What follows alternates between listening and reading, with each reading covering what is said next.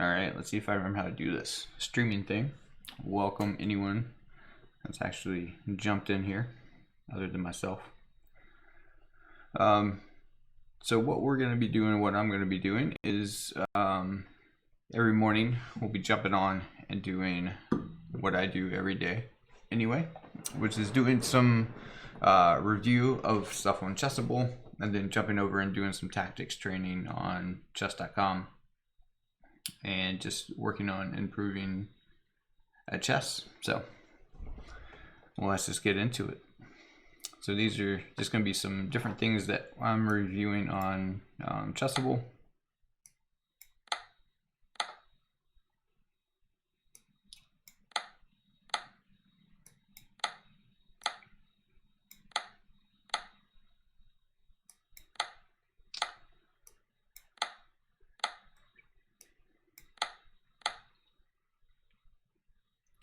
What's the move here?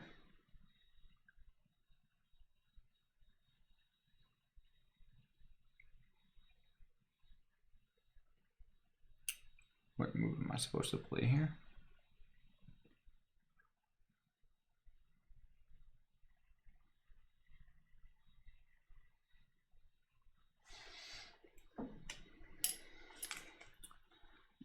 Hey, what's up, Matthew? 982. Definitely a long time. Definitely a long time.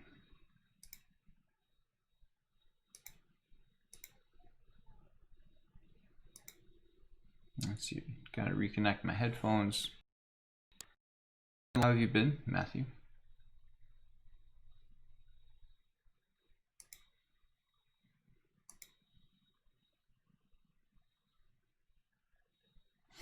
Let's see here. It's probably not going to connect.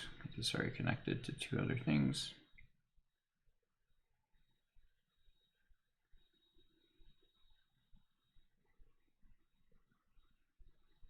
So let's disconnect it.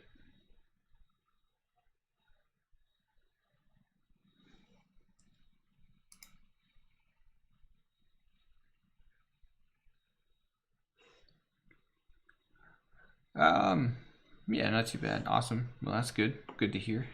Nothing that you're doing good. Yeah, same here. Doing pretty good. I didn't do any chess pretty much at all in like last year. Even though I've been working from home and haven't had to commute and stuff, but just spending time with family instead. And then in like October, my rating on chess.com like went down into like the low 1500s on Blitz, and so I decided that was enough. Or wait, no, maybe that was November. I can't remember. Maybe it's October. I don't know, sometime. But anyway, once November hit, I decided that was enough. I had enough of sliding back and went back to daily work on my chess, and my rating jumped from like the low 1500s to about mid 1700s now on chess.com.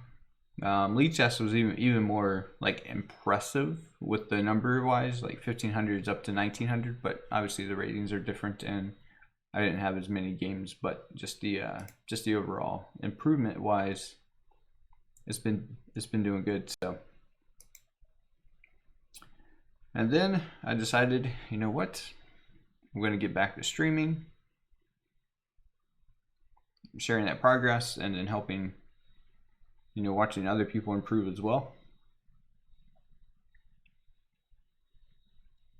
And so here I am, but now I'm trying to remember what my move is in this position. It's either, I think, knight to e2 or queen g3.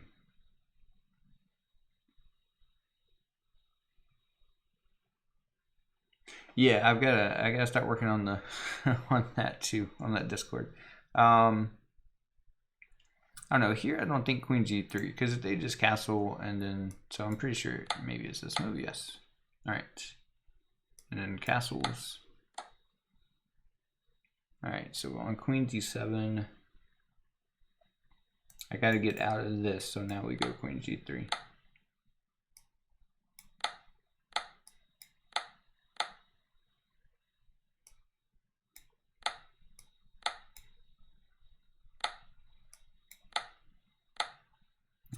we have to protect a pawn.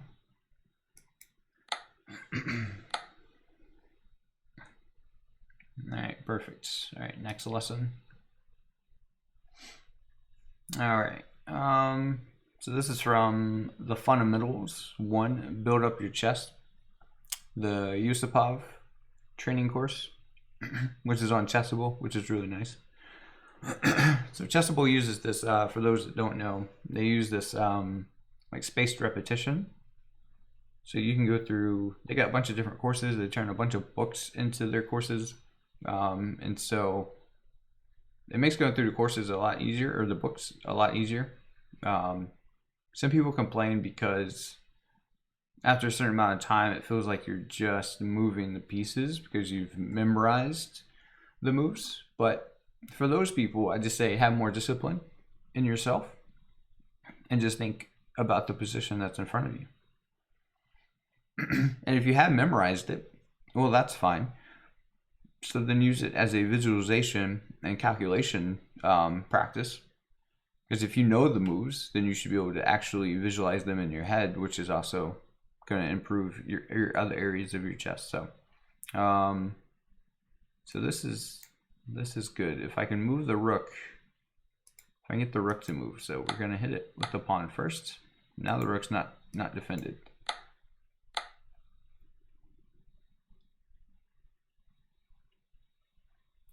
All right, and it gives this line that rook e4 is bad.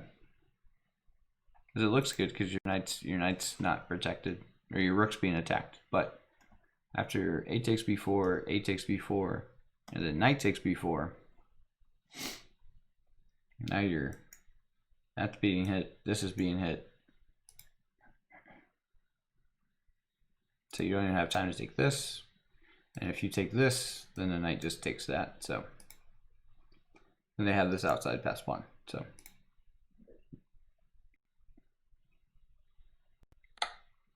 Okay, so this is going to be our Sicilian line here that we're learning, and the Nahdorf with this h5 idea.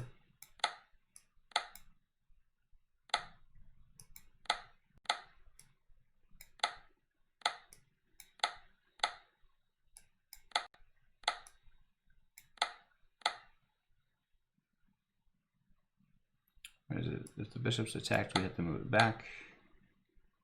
And when the pawn goes here, is it knight c5?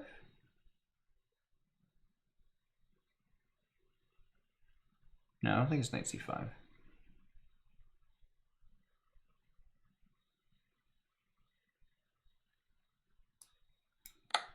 No, not that. It is knight c5. Okay.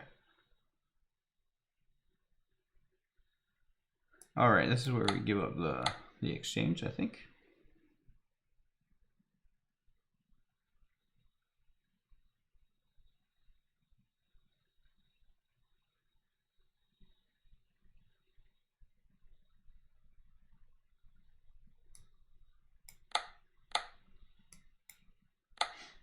Yeah, so this line we give up the exchange, and it is knight c5. Okay.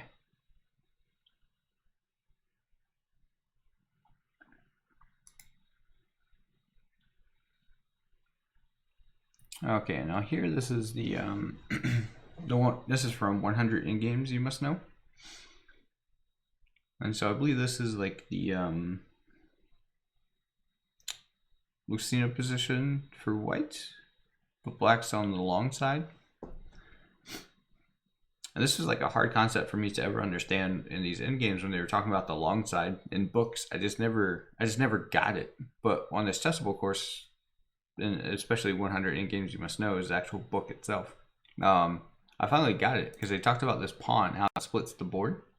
And so you have all these squares on this side and you have all these squares on this side. And obviously there's 4 on this side, which makes it the long side. But for some reason, I just never got that concept before this book. Hey, Hakeem, I am back. Yes, I am back for good too. So I wanted to come back sooner, but I knew I wouldn't be able to keep up a schedule. And but yeah, I've been doing like chess every morning since November, or at this time, and I was like until work. I have to work at 8, so I'll probably stream until work time, but which is like 3 hours in the morning, and I was finally like, why don't I just stream it? So Hakeem, I'm good. Isabel's good. Isabel's 8 now. Um, I think the last time we were streaming, she was like 6 or 7. So, but yeah, she's 8 now. She's doing good. She's yeah, enjoying virtual school. Obviously, she wishes she was in school. I wish she was in school, but yeah, it's all good. She's doing really good with the remote learning, which is very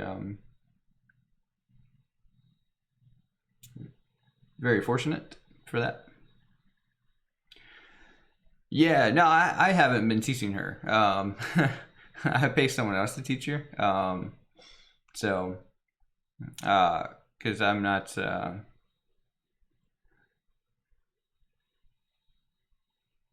Yeah, it's yeah, I get a little too much emotionally invested in it, which is okay at certain points, but for teaching, it's yeah, it's best if I let someone else do that. So um, but she's enjoying it and it's good. We have been practicing a lot.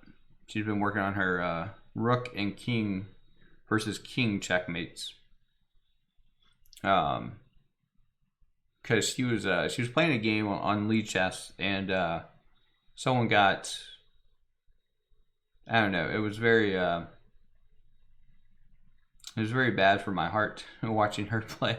But she got in this position where she was like down a bunch of material, and then all of a sudden it was even, and then she lost material, and then it had a king and a rook, and she was laughing because the person didn't know how to checkmate her, and so I had her try to checkmate me, and she couldn't do it either. So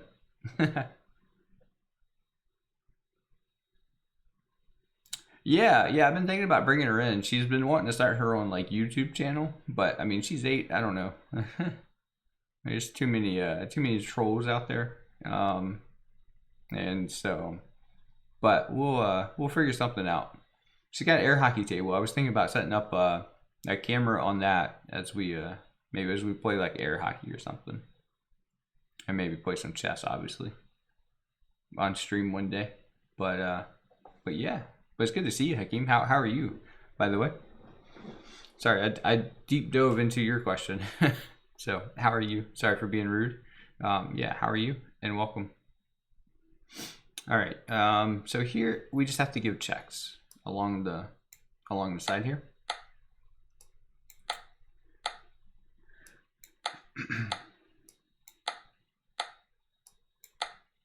And then as soon as the king moves away, now we can come over and attack the pawn.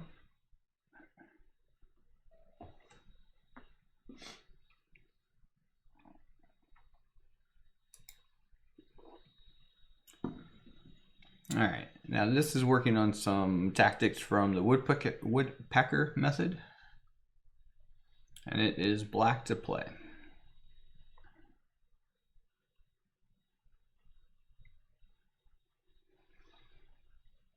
So if we're looking at forcing moves, obviously this, and this are moves we should be considering.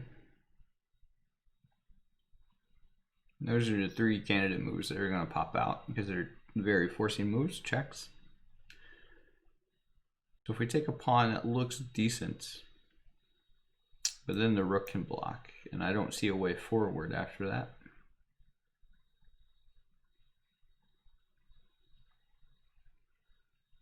Oh, actually, no, I'm kidding. The bishop can just take. Okay. So this is eliminated by this, quite literally. This looks good. It's just going to force the king back. I mean, okay, the king can step there, but then queen and the checkmates. So king has to take. Now we can come in. Not there. Sorry. So if the king's here with check, that's the only square. Then this rook can come down.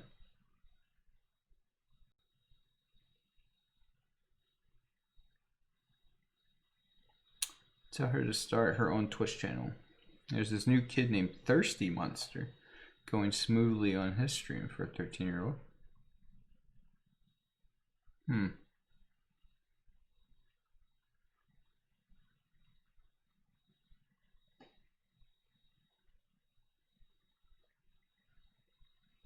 good. Trying to think what to do for my birthday stream tomorrow.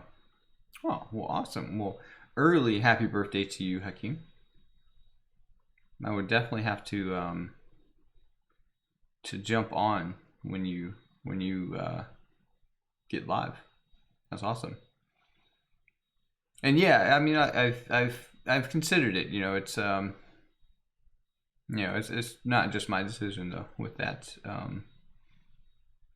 plus, you know, I'd have to run it.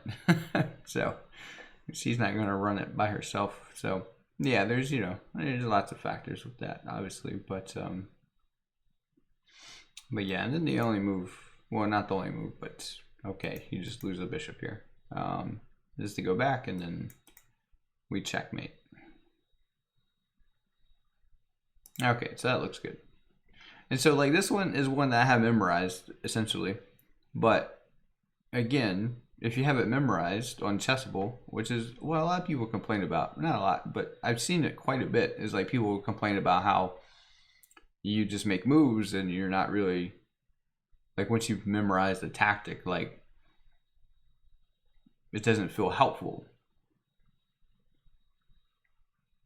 And okay, you're not learning something, right, by this once you've memorized these moves. But you can work on, because you know the moves, you can work on actually visualizing these moves so that when you are playing a real game, you can see this very clearly in your mind's eye. And when you're solving puzzles you don't know, you'll increase that skill as well. So I don't understand the people who are who complain about that. It just sounds like they don't have the self-discipline to improve.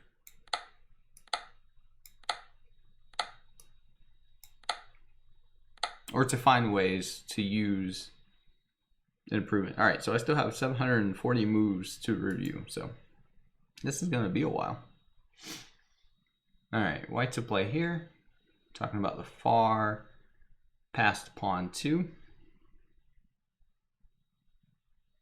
All right, so this one looks like what we're going to do is create this passed pawn, divert black's king over to the queen side, and then go and promote this pawn while keeping the black king out of the way with our king. That seems like the plan.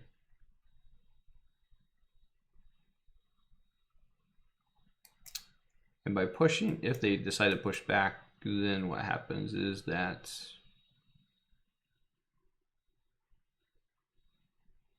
if they try to race us, they're losing with check.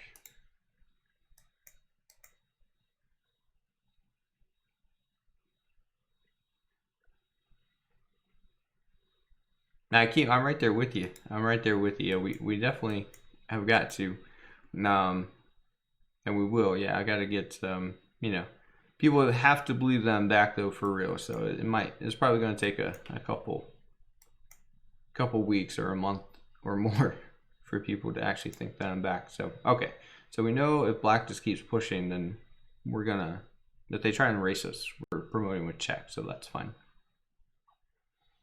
Of course, then the issue becomes, what if the king starts to move after it? Well, then we just take this one, I think. Then go here, here. Then what am I doing now?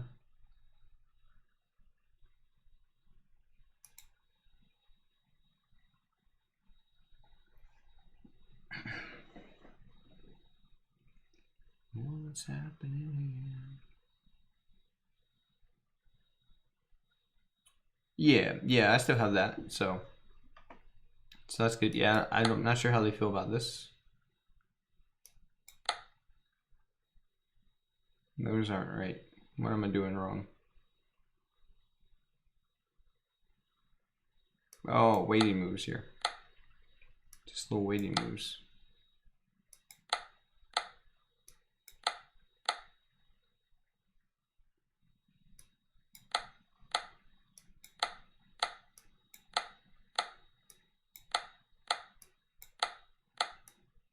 Gotta keep the king out.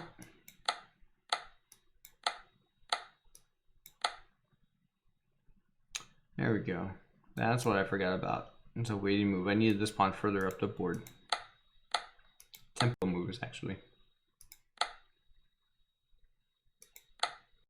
Here, and then here.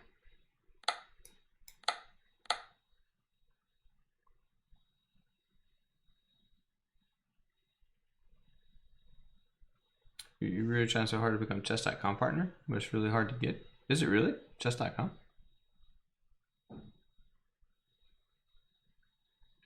What's the requirements now? I mean, before it seemed like they were just signing anyone and everyone up. I mean, I was one of the first ones, if not the first one. No, I wasn't the first one. But yeah, I remember, I think it was just like Mikey Slice, Bigfoot, Chess Coach Net, and myself. I think that was like the founding partners. Really? How is it? Is it like Twitch partner hard?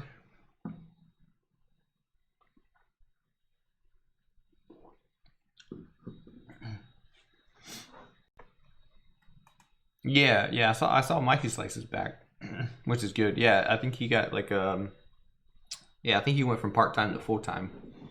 And he's got a kid on the way. All right, it says I have 115 viewers. 115 people watching me right now. Well, hello, welcome anyone if you're watching. That's what it says. I don't know if those stats are right.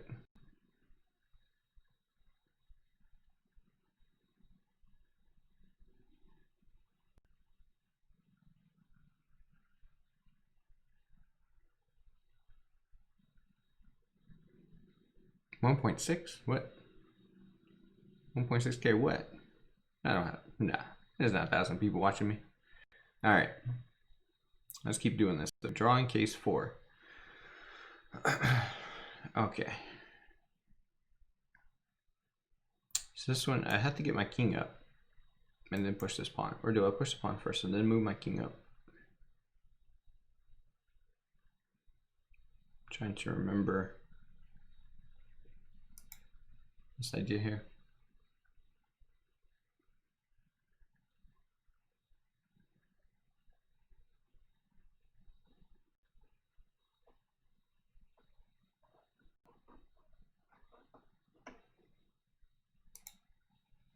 Wait, am I on like Chess TV or something?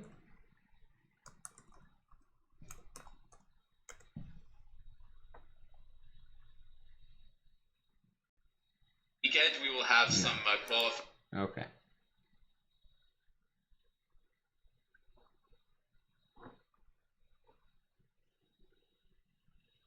Oh, well, 1.8. All right. Anyway, so we're doing some, yeah, I'm just doing my review on Chessable. That's not a playing website, so. Hey, Chess with Lisa. Hey, how's it going?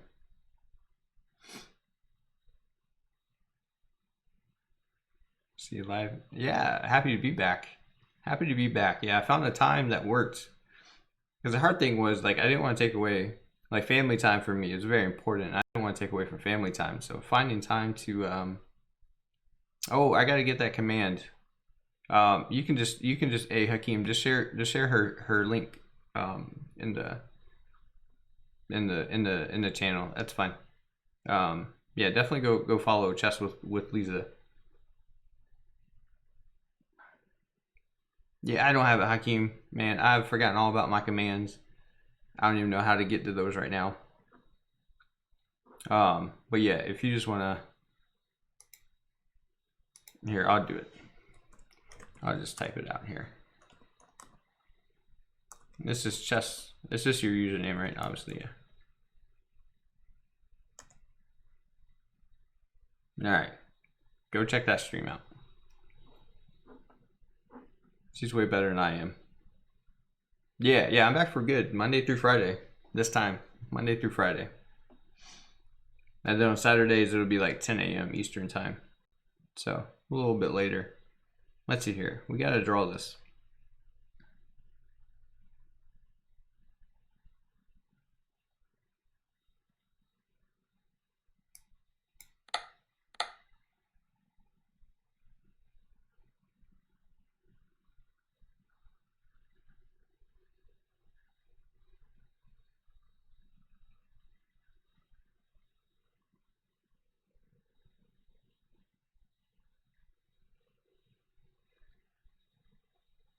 Oh, right. That makes sense. Yeah.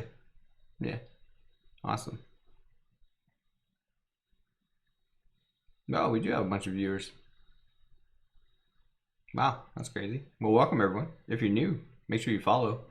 We are Chestnut Bird. So, just a little background on me. I'm working to reach that elusive 2,000 rating over the board. Of course, I don't know when over the board's coming back.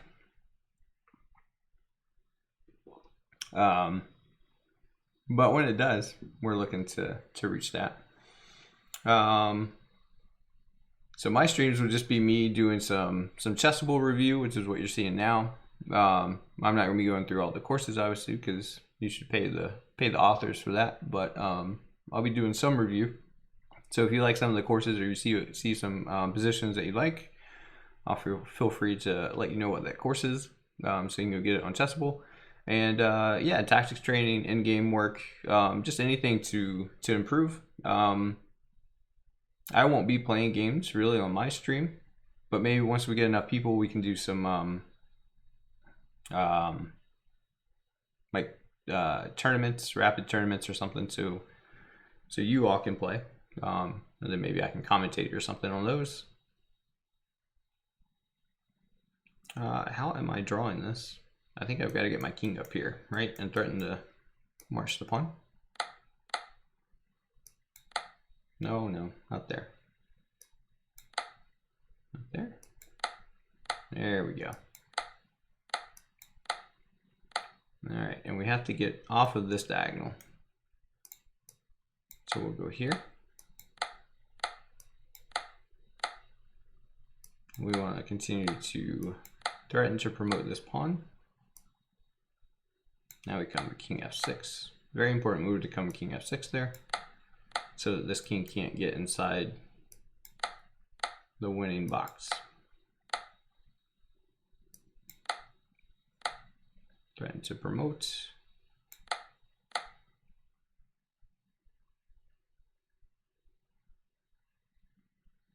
All right, it's either here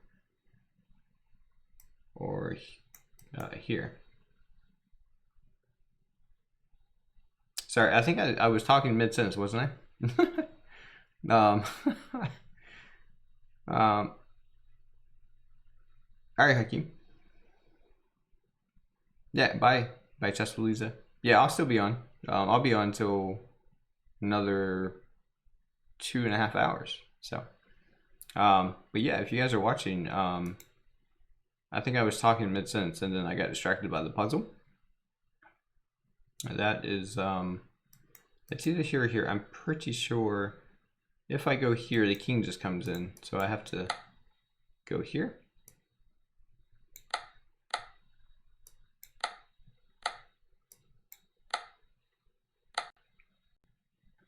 All right, and the move I missed here was this one. Okay, awesome. All right, so now that puzzle's done. All right. So yeah, so if you guys want to, yeah, make sure you click the follow button here on Twitch. You can follow. I'll be going live every Monday through Friday. It's 5 a.m. Eastern time, and then on Saturdays at 10 a.m. Eastern time. And yeah, just working on chess and on my chess. And then yeah, if you have questions about chess or where you're new to chess, feel free to post those questions in. This is a stream for anybody. Obviously, the more advanced players, you know, won't find much use out of my stream. But if you're just beginning at chess and or you know you're a little bit stronger in chess, then you can definitely maybe learn something, hopefully. Let's see here. I have a command here about something. There we go. So there's my command about there. This gives you a little more information about me. Oh, I'm no longer currently a 1783. I have to adjust that. 1740. That was my peak though, 1783. And that's over the board rating United States Chess Federation.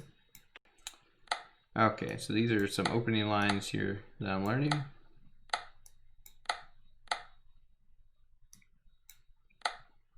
Let's see here if I can remember all the moves.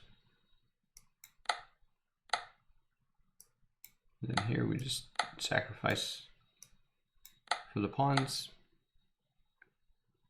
And what was it on this move?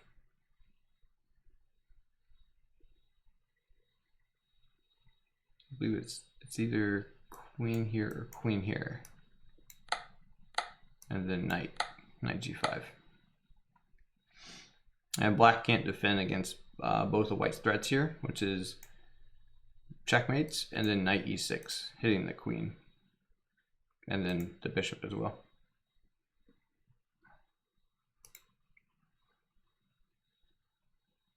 Okay, so another endgame position here. So let's see here, white to play. It's another drawing position. This might be, I think it's Reddy's idea, where you pretend like you're going to bring your king over to try and stop the pawn, and then you just push this one. But in this case, yeah, because the point is, if I just push this pawn, black's going to gobble it up, and then this one's going to be gone. Because the square for that pawn is going to be here.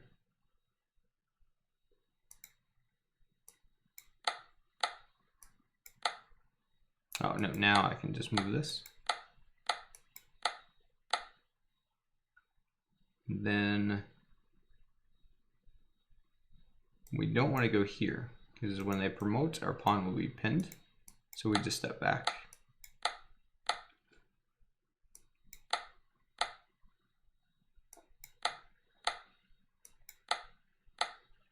And the point here is that we have to stay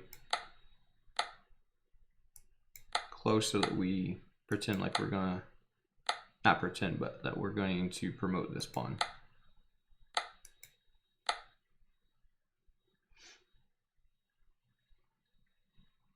Okay, and if they don't move the pawn, and instead if they move the king, then we move our king to king e6. So starting king d5, and then the a pawn will be captured. And we're also threatening to push this f pawn all at the same time. So if the king moves out,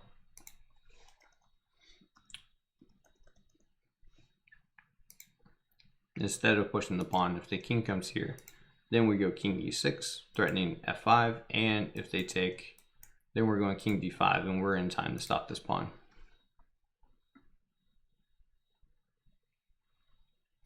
All right.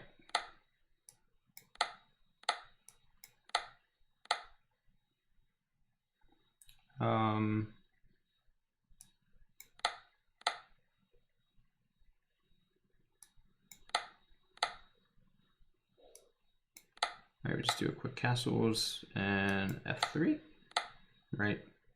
And then a bishop e6. Line there. All right, so we got 676 moves to go.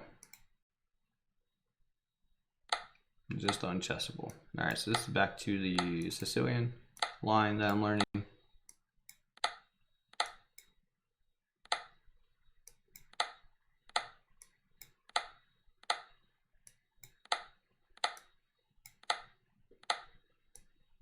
right, we're going h5.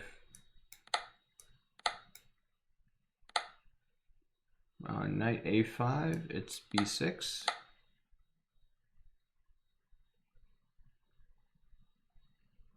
I don't remember the move here. I think it's knight g7.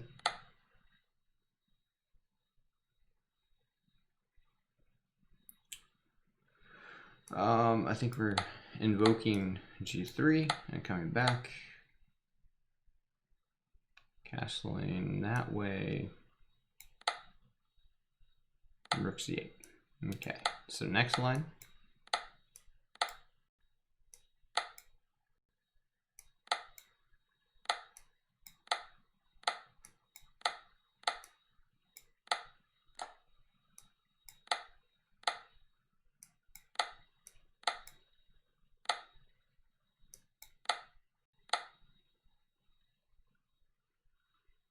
Um,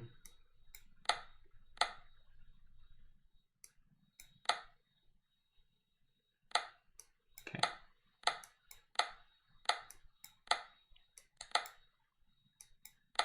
And this is the thing with chessable. It makes you go through. I set it up so that I learn the whole variation on these opening courses, and it makes you do all the moves like at least 3 times. So it really builds in the repetition. What is it? Oh, I'm sorry. They castled after that move instead of doing something else. They didn't play A4,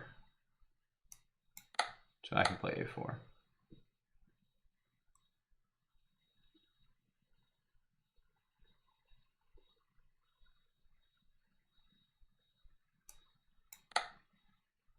That's an alternate move, but I think, yeah, it's just castles. Alright, now these are all tactics. So this one, forcing move here when you're looking at tactics is to check your, to look for checks, captures, and threats. And so we obviously have a check here. The bishop's guarding this square, the knight's guarding this square. So the king is forced to take. And then we have our other rook, which is going to deliver the checkmate.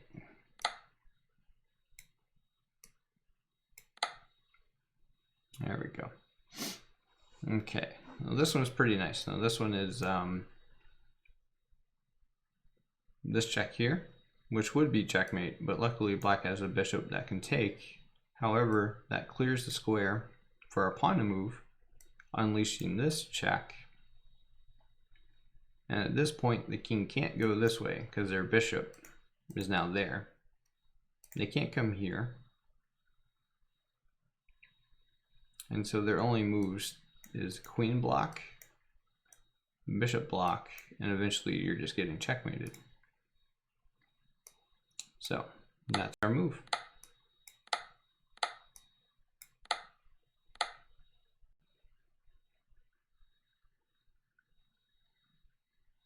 Okay, so one key thing about this position is that this bishop is only guarded by the queen, and we have 2 pieces that are attacking that piece, but this bishop's in the way. So the nice thing about this position is we can capture a piece. Black's forced pretty much to take it back, and then our pawn can move forward, attack this bishop, which would be forced to move, and then we win the piece behind. Or they keep their bishop there, and then we just take the bishop.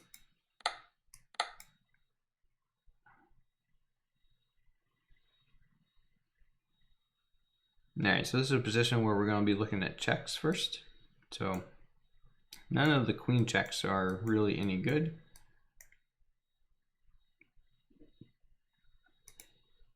Just because here, I mean, they have 2 ways to take the queen.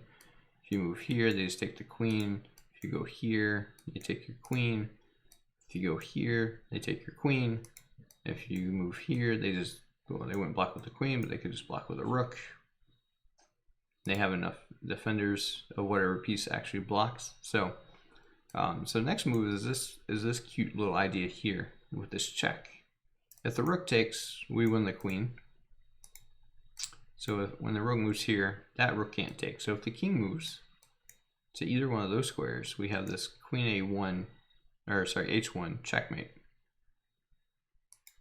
So that is a good move there. Now I feel like this is a common position that comes up. With bishop takes, you get a pawn, and then you take this pawn with check, and you're going to win this piece back. So really, in essence, you're just winning 2 pawns.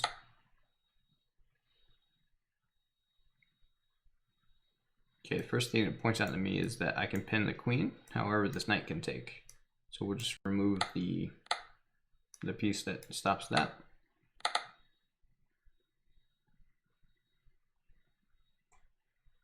Okay, this rook or this bishop is only guarded by the queen, but the queen is trying to do lots of things here. Because I can threaten checkmate, attack the queen. If the queen goes back, then I can take the bishop. If the queen takes, then we have checkmate. If the queen takes the pawn, then we get a free bishop.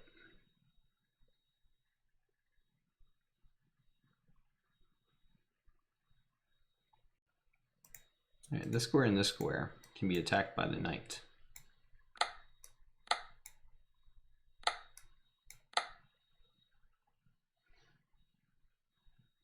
Okay, the king's guarding the rook, but the king's also guarding the knight.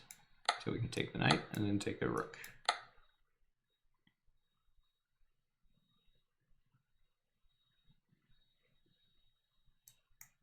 The king's having a hard time moving in this position. So we can create almost like a Bowden's mate there with the bishops.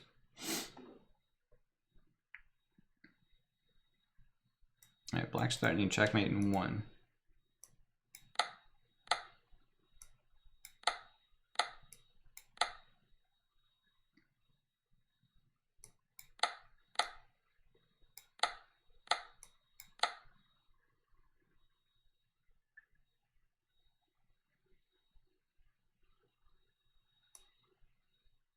Okay, this is going to win the exchange.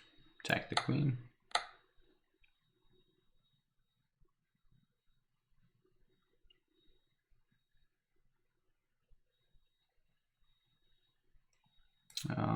I can take the pawn. The queen can't take because checkmate is coming.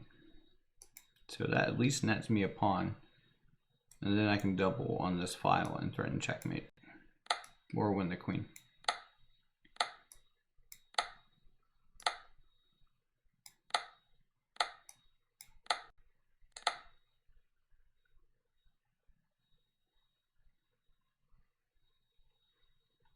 Alright, it's just a free rook. If they take, it's checkmate.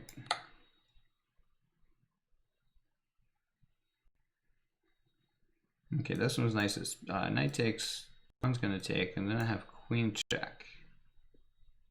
If the king goes to f8, we have checkmate. If the king comes to e7, we still have queen f7 check. Obviously it's not checkmate, the king will just run. But then we can check. The knight would be forced to take.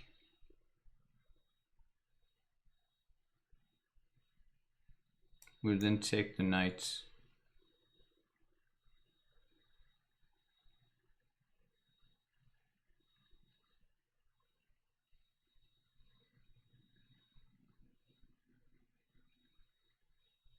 Yeah, if king takes, queen check, king here, and then the queen here is checkmate.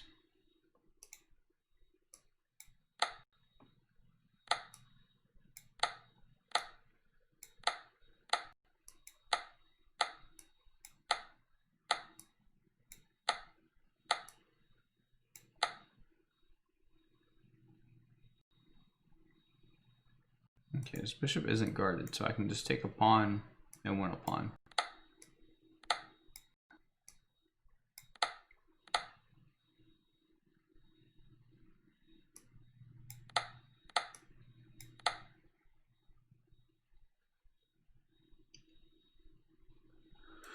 Can I win this pawn?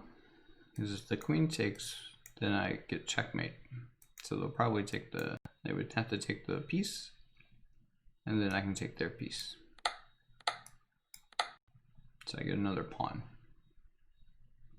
All right, so it's the same pattern as before. It's a little bit different though. Notice the bishop is here instead of on a5. And also I believe this pawn's back. I believe this pawn was either pushed. But yeah, but this makes a little bit of a difference here.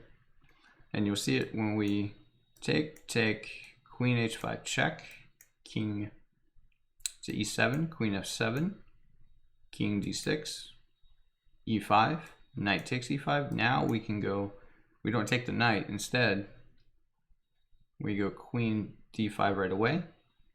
the king will go back to e7, and then we can just move to queen e5, and that'll be checkmate because the king won't have this f8 square to go to, and that's the difference with the bishop on a5 versus f8.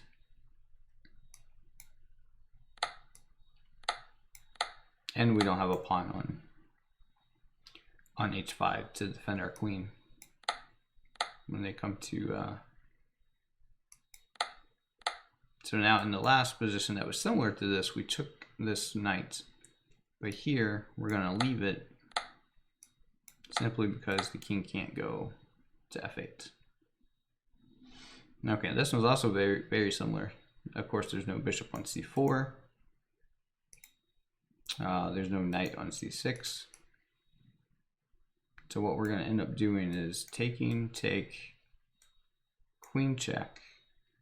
King will step up, we take the pawn with check, the king will go back, and then we come here to win the rook.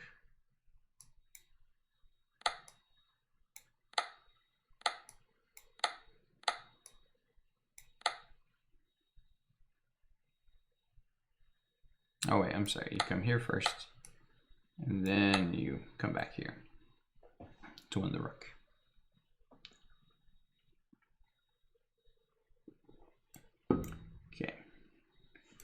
Taking the pawn, opening up this idea so that if you take, we're going to win the rook. So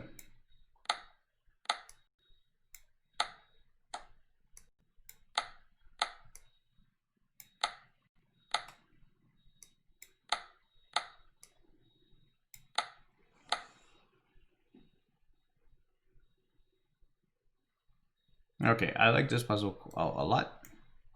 So we can take this bishop, rook takes, queen takes, pawn takes. Oops, sorry.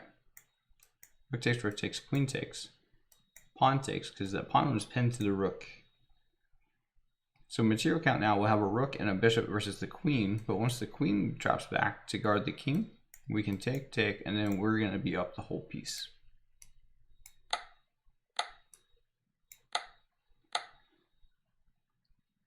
It doesn't play that all the way. This rook is not well placed here, so we can block it in.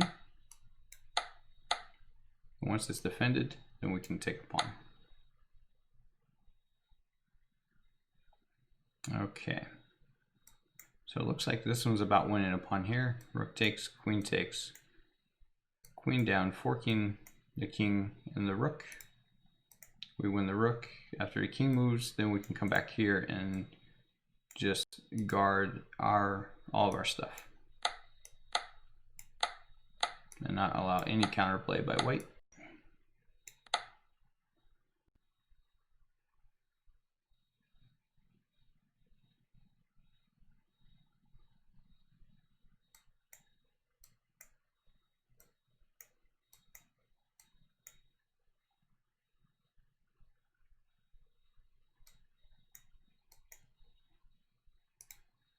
Okay, so I'm gonna get both these knights for a rook, so that's good.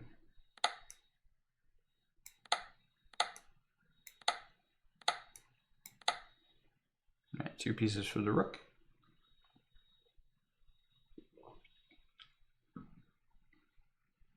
Okay, this square and this square can be attacked by a knight.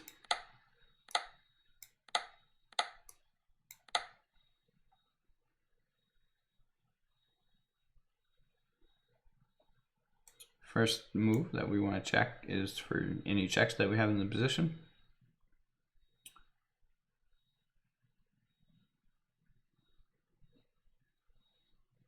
Checking up, rook, king moves anywhere along this file. We're going to have a check, and then the only move is to block the queen.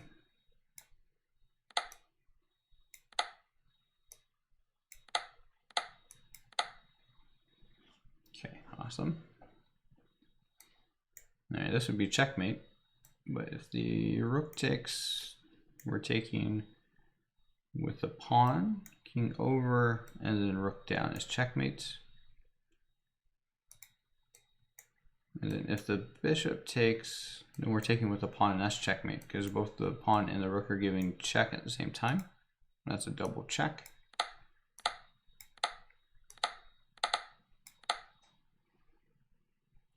Perfect.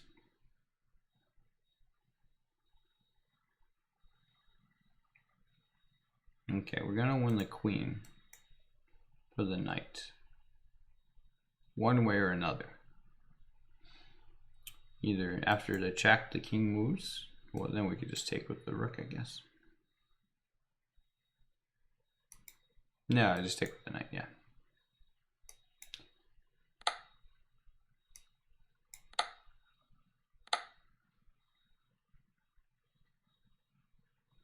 Okay, this one I can take here and then push, and then we'll get the rook back.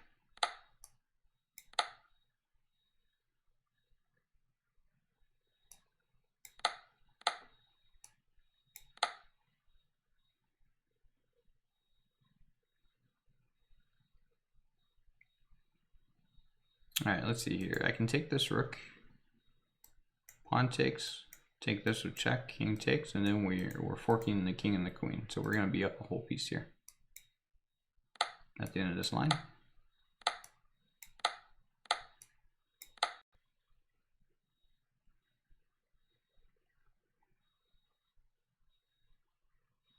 All right, I'm gonna call it quits on the Chessable here after this last one, and then we'll move over to chess.com and do some tactics training on chess.com. All right, so queen takes, queen here, and then we have this rook check.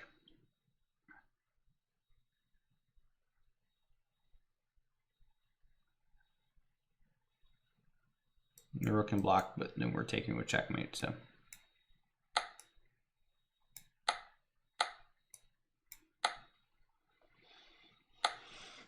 okay, so I did 261 moves is what I reviewed, 97% accuracy.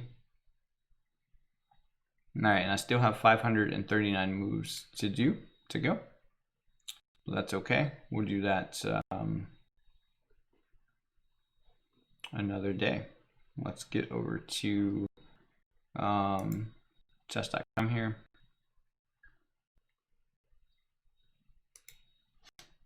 And we'll jump into their tactics trainer.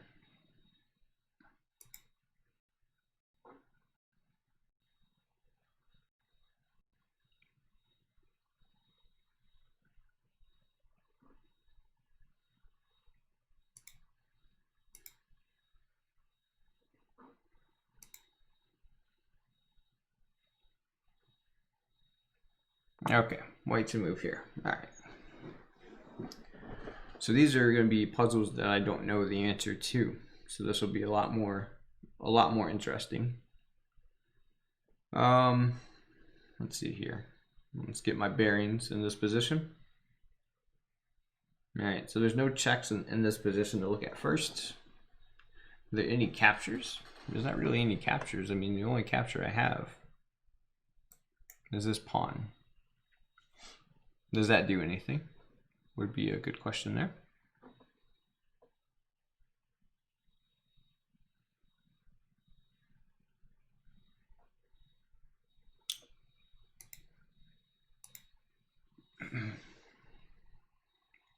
Welcome to everyone out in Twitch land who's watching right now.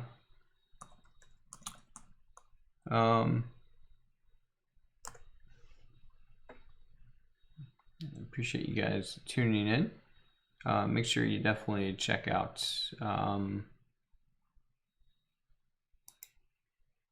click that follow button if you want to keep up with any of the training sessions I do. So every morning I'll be jumping on. We'll be doing some training, doing some tactics, working through these things, really working on the actual calculation and seeing the moves.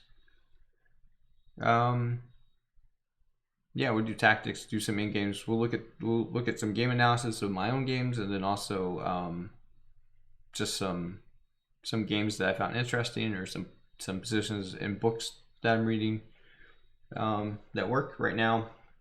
So in the past 2 or 3 months, I worked my way through completely How to Reassess Your Chess by Jeremy Silman.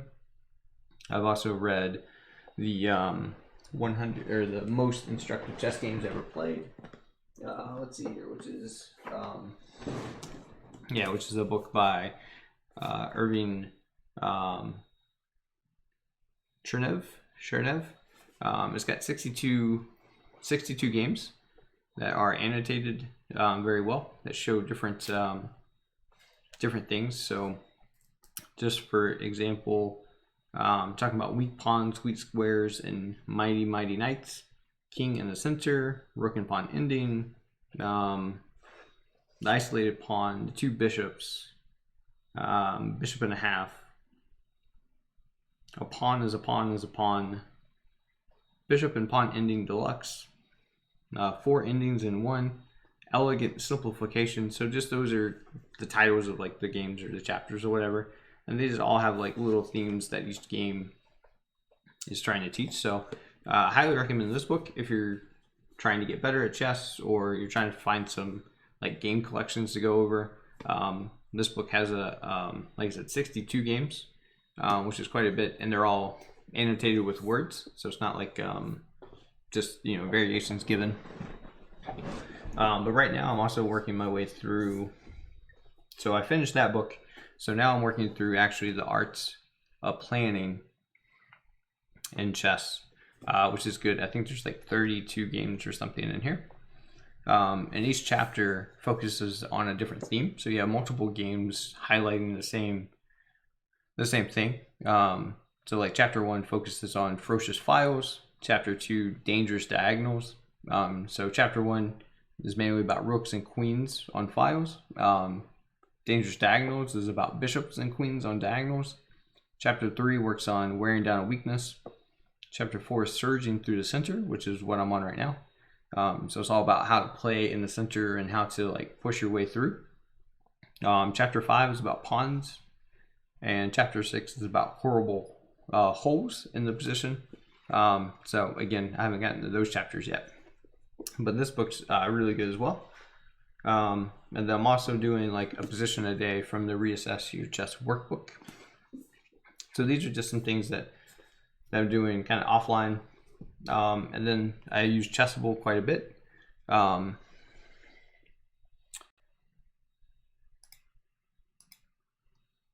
is this not showing? I see.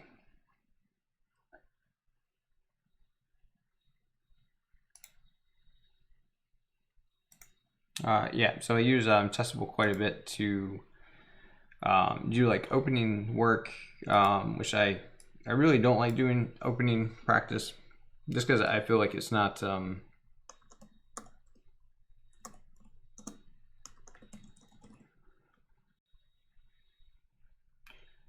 it's just not beneficial at my level to do opening work, but I do a little bit here and there on Chessable.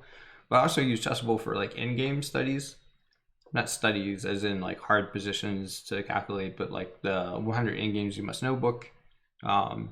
Tactics training on Chessable is pretty nice too. I've got a couple of different courses that I use, which are nice because it mixes it up, but it also gets me through.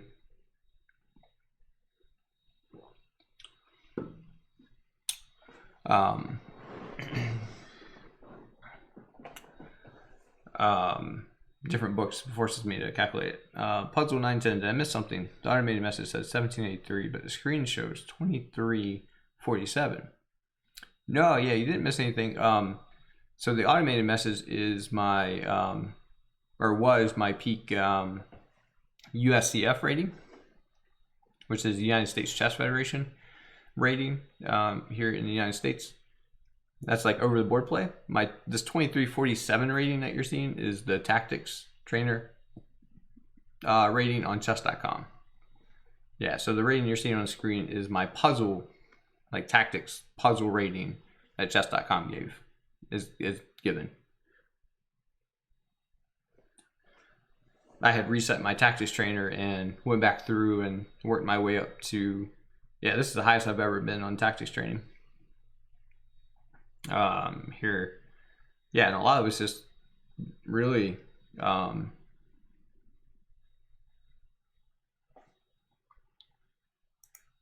chestable.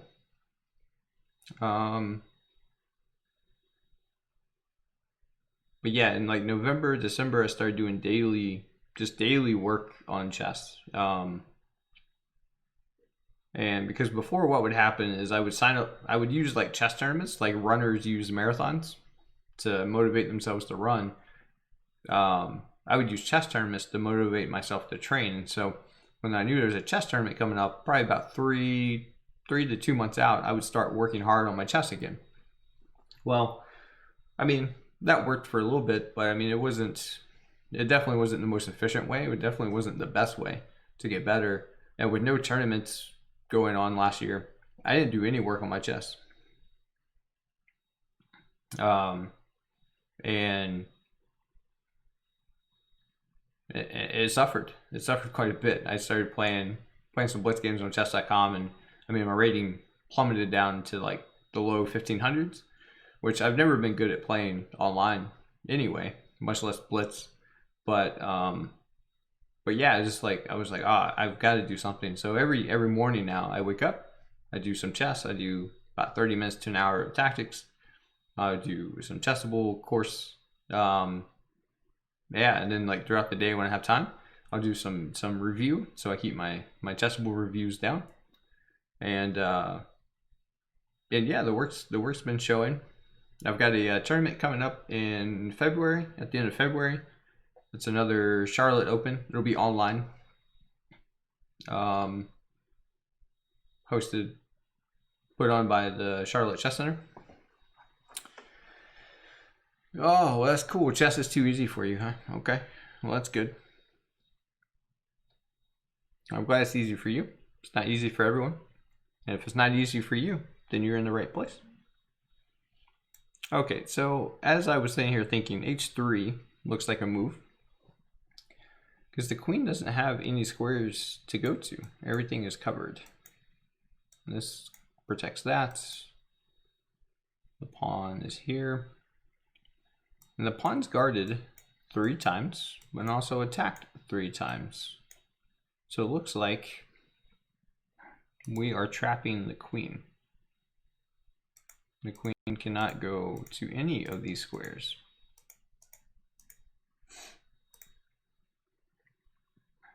So h3 looks like the move in this position.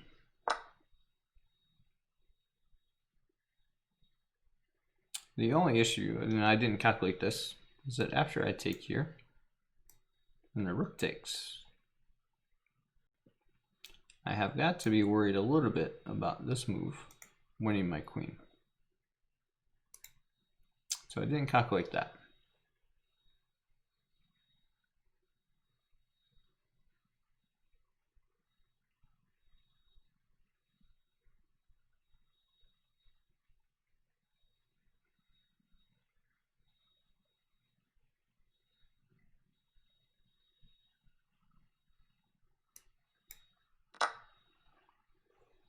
Okay. So I could bring my knight back.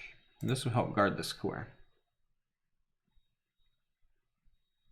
I could also just preemptively move my king up, but then this could start to get maybe a little dicey.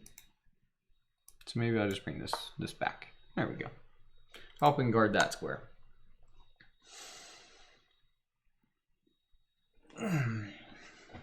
All right, so we're in check. So this obviously limits our choices here. I can only either move my king here.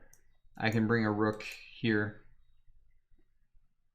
I can bring either rook in to help guard. So there's only 3 moves in this position that are possible.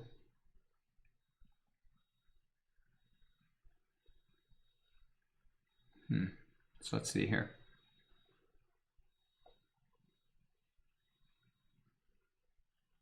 Which move do we want to play?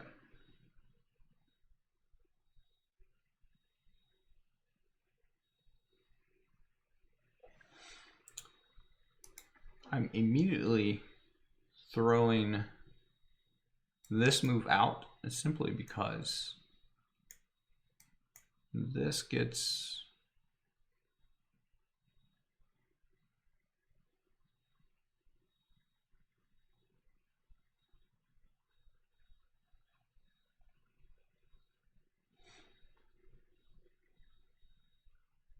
Okay, I'm trying to see some moves here. So check. I mean, my only move is here at this point.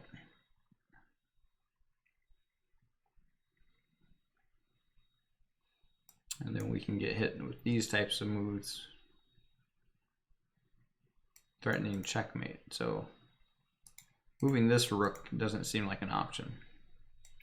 If I go hide, if there's a check, king up,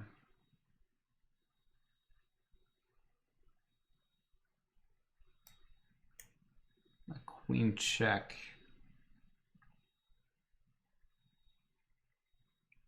I mean, I can block all that, but I guess you can also start to attack attack that. So if I go here, the pawn just pushes and I lose that. Wow, this is really, yeah, so I guess king h6 can be the only move here.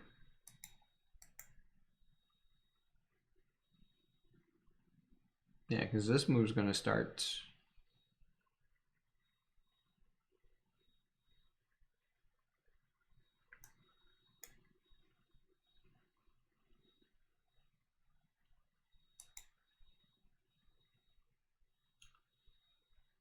Yeah.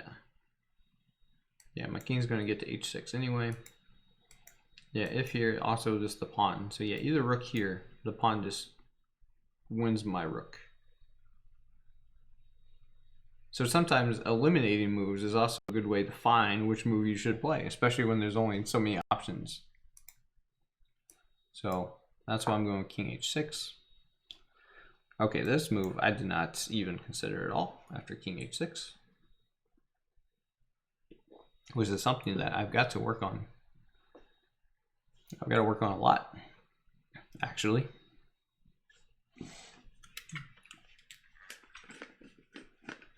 Just being surprised by moves, I need to start considering more moves. And if I don't do it in my training, I'm definitely not going to do it when I'm playing games. So, learn from me. I'm going to get more water, and I'll be right back.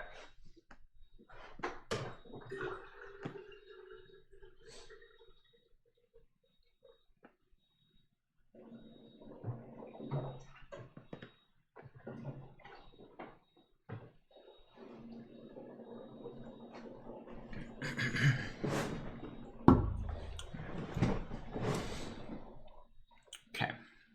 Yeah, I didn't consider any rook coming there. In fact, I didn't consider any move other than G5. So that's not good, especially in these harder puzzles.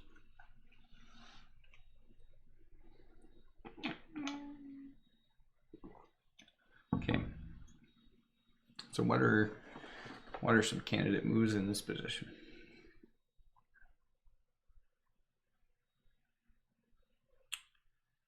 I mean, this I don't know. I don't feel like attacking the queen does anything.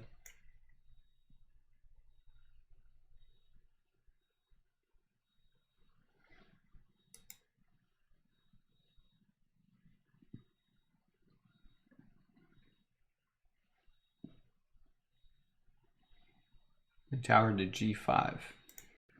Well, I can't move any one of these pieces to G5.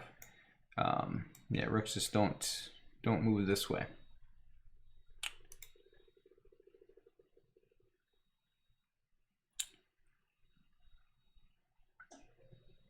Oh yeah, if it goes F5, pawn just takes.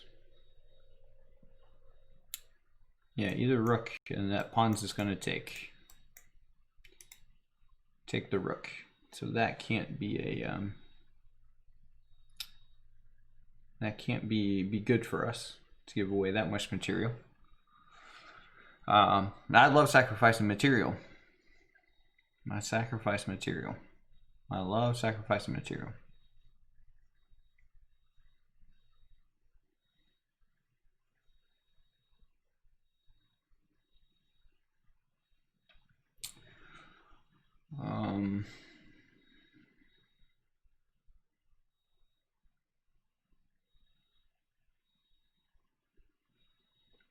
What's the threat? What does this move threaten? Is I guess a question I should be asking.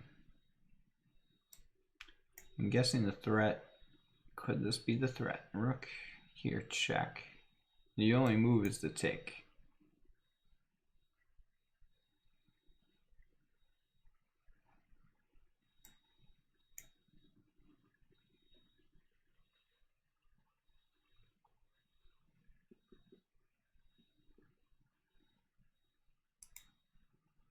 My moves take, and then a check. King comes out. Yeah, this doesn't look too good for us.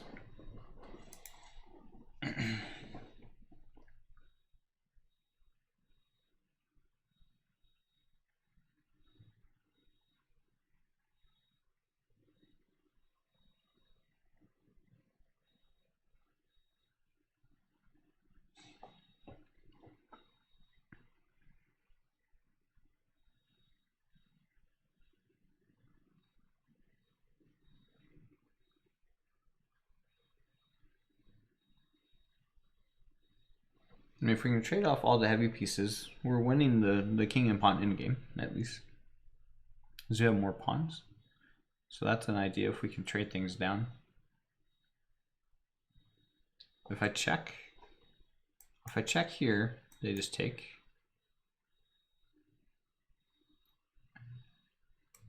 And again, I lose the full rook. If I check this way, I just lose a full rook.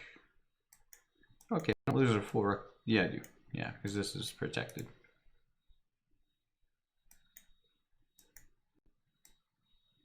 And I don't have any check with the queen here that doesn't lose my queen.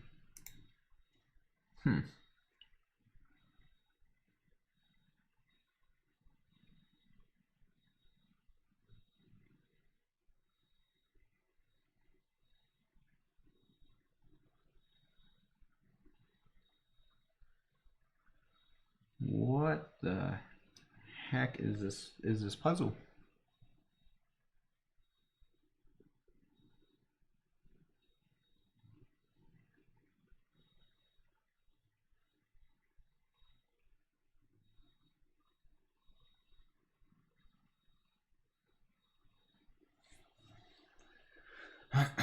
Alright, yeah, normally I don't make a move until I see the full answer, but I mean, in the position where the king was on g7, I mean, there was only, once we eliminated rooks here, I mean, the only move was this, so, but once I come here and then white makes the reply, this is wow. Which is, alright, so we've had someone suggest maybe like rook to f5 or give a check. Does anyone else have an idea about what to even play here? It's just puzzles, so we're not playing a game, so we don't have to worry about some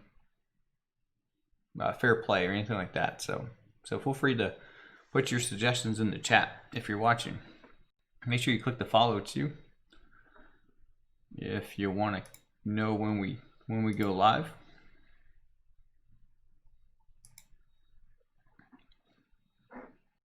It's a rest day for Tata Steel, so there's no games today. At least with the big tournament there.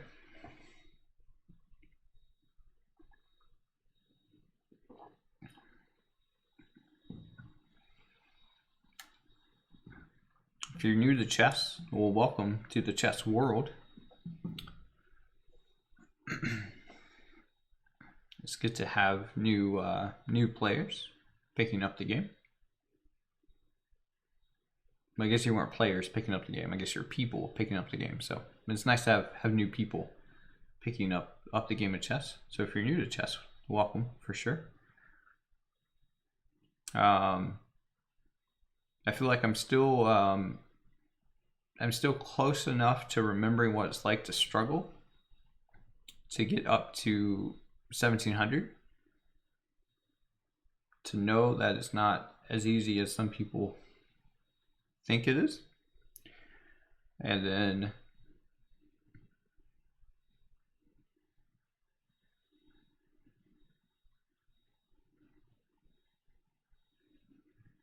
And then I'm also 1700, so I know what it's like to struggle at the more intermediate level to try and get better. So, yeah, if you have any questions about chess, please don't hesitate to reach out in the chat.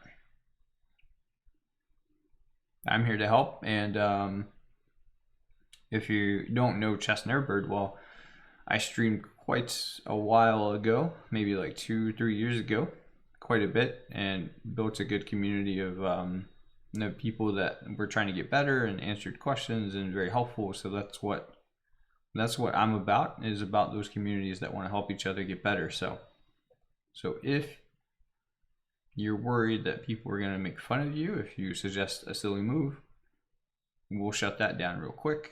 Don't feel scared or embarrassed to ask questions, because everyone started out knowing nothing about chess. So do not feel like you need to know certain things. I feel like the chess world has this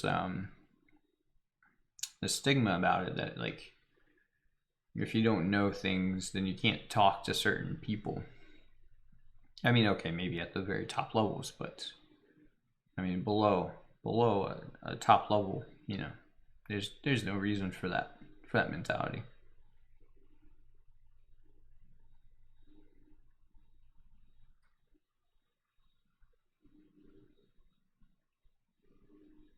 All right, I could just play a move and just move on, but I really want to try and figure this out without any help from the program. But if you want to help from the chat, feel free to help from the chat if you have ideas or suggestions, or even if it's just like a plan.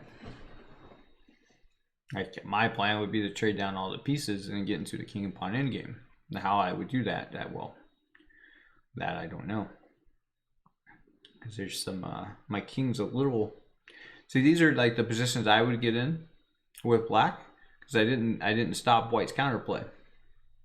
That's something I have a hard time doing in my own games.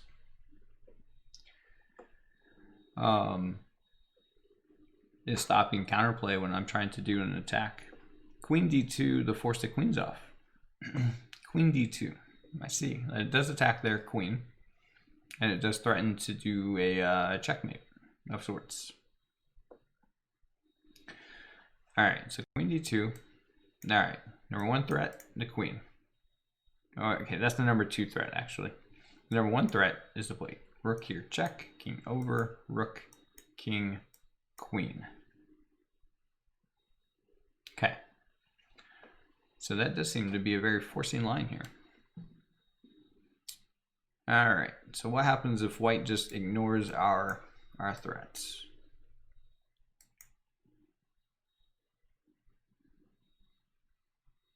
Can they ignore our threats?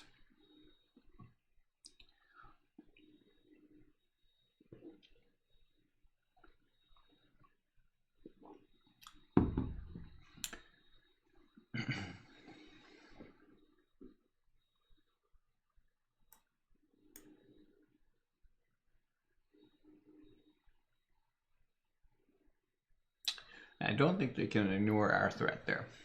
So if we trade off queens, everything does seem better.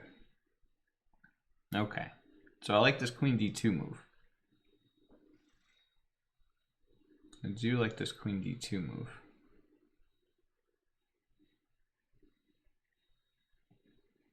Because, yeah, I don't think rook h5 works, right?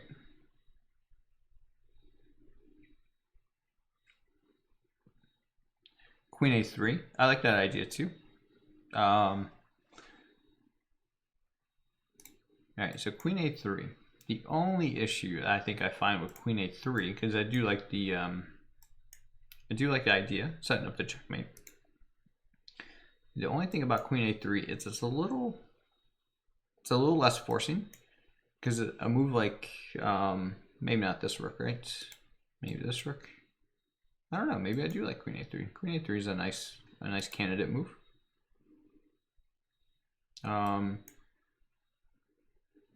Okay, but after rook 5 to e3.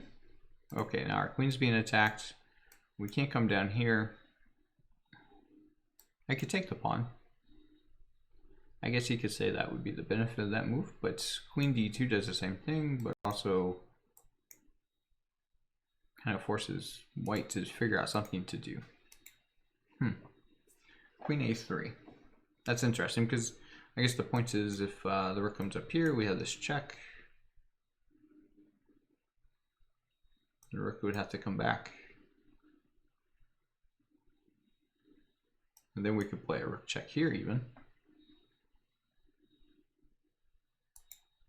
Interesting. Queen a3. I do like that idea. Queen d2. I like that one just a little bit better because it's attacking the queen and threatening. It's two threats at once.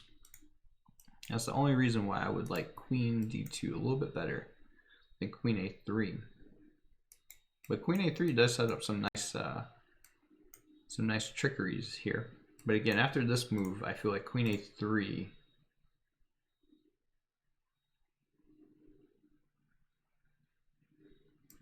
I guess takes the pawn.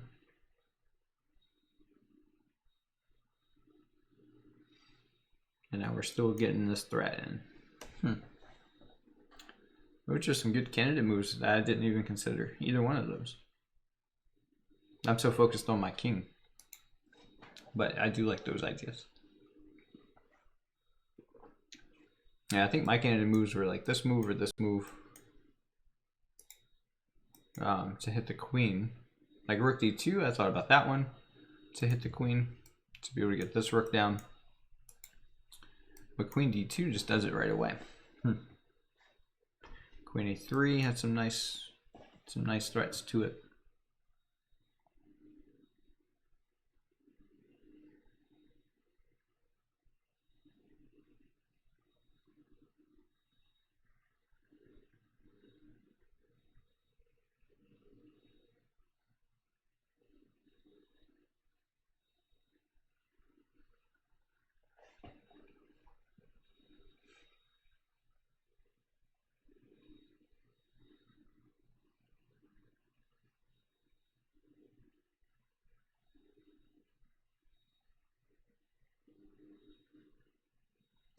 Probably a3 is, in my opinion, that you allow to check on d1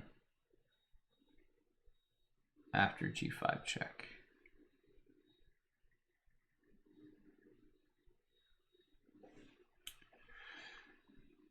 Right. So if queen a3, g5, king h5, because if you go to g7, you're just asking for stuff. So queen a3, g5, and now queen d1 check.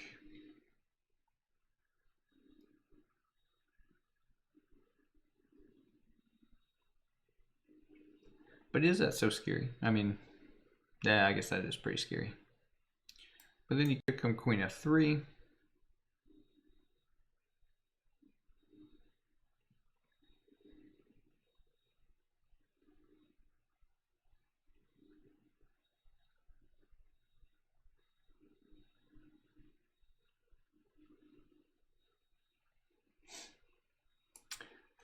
Yeah, I guess you're getting out of it, but just to avoid all that, yeah, queen d2. All right, that looks. All right, queen d2. That is not it. All right, our other candidate move, queen a3. Queen a3 is not it. All right, my move was rook d2. That was not it. My other move was rook here. That's not it. Okay, so none of those are right. If you move your queen, it's mates. You can't move your queen.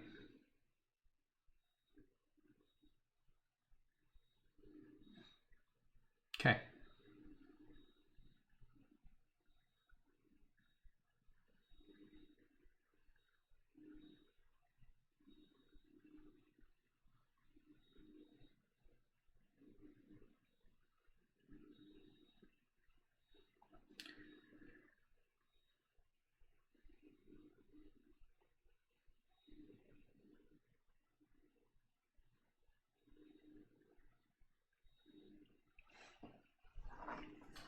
All right, If I move the queen, it's checkmate.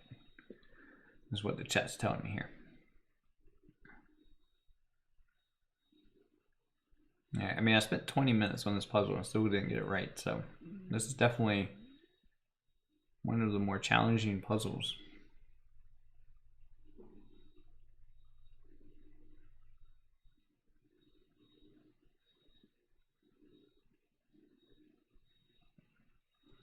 What else am I supposed to be doing in this position?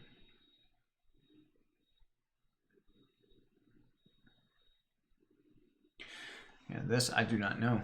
This I do not know.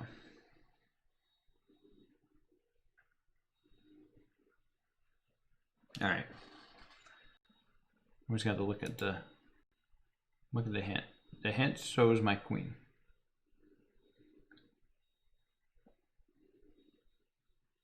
All right, so we got to move the queen. Okay, queen b2. No. Okay, the other move I just looked at was queen f8. Queen f8. Jeez, what a move. What a move. And the only move for our king here is to take. After pawn, the only move is here. The only move. No, not that one. This one. What is happening here? Backing up. Taking.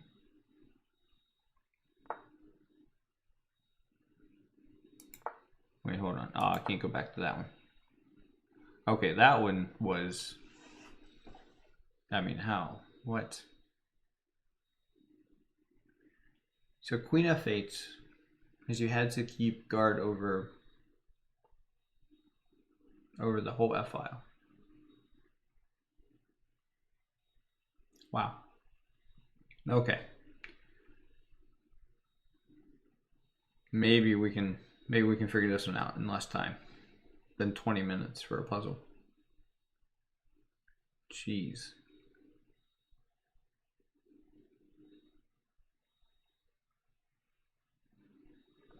All right, that one. That last one. My head's hurting. I hope everyone else's head is not not hurting as bad. Okay. Our bishop's under attack. If I could play 2 moves in a row, obviously this would be a nice checkmate here. So can I ignore the threat on my bishop and just play here?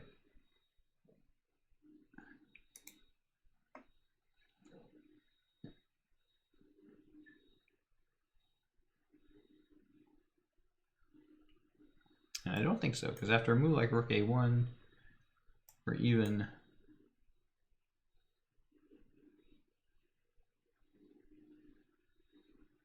a rook e2. Well, I guess rook a1, I would just take the rook. Okay, so a move like rook e2.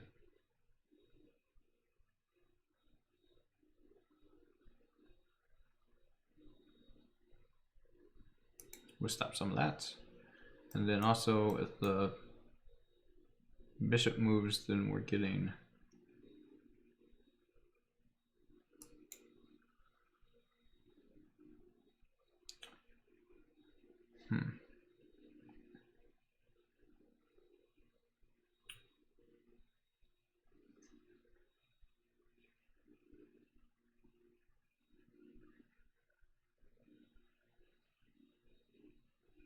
I don't want to worry about that bishop.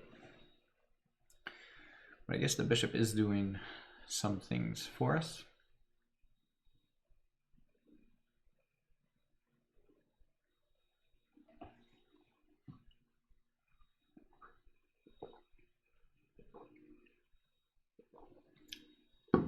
All right.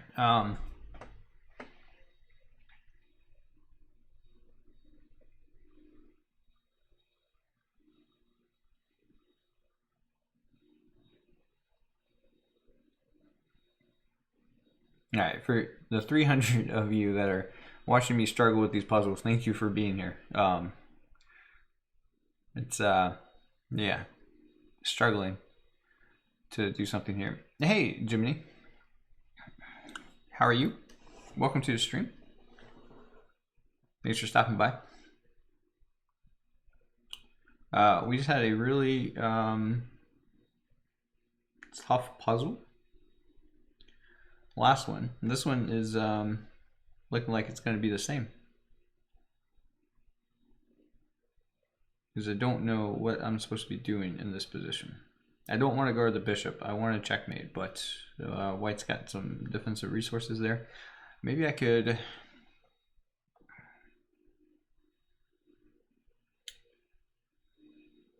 I'm doing normal. Yourself? Yeah, doing pretty good.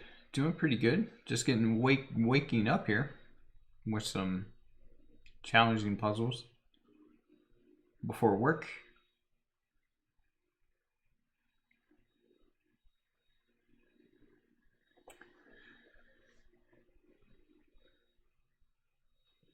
Yeah, 300 people decided they want to watch me struggle with these tactics this morning. So they're hanging out there. I appreciate their their viewership. Let's see here. I am threatening to take their bishop. They're threatening my bishop. There's so much going on here. Here's a passed pawn. This is too early in the morning to be worried about all this nonsense in this position.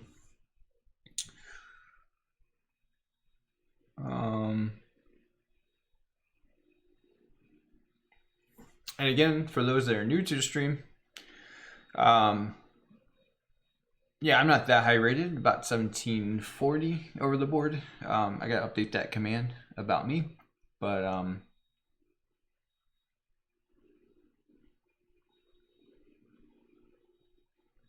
yeah, working on getting to 2000.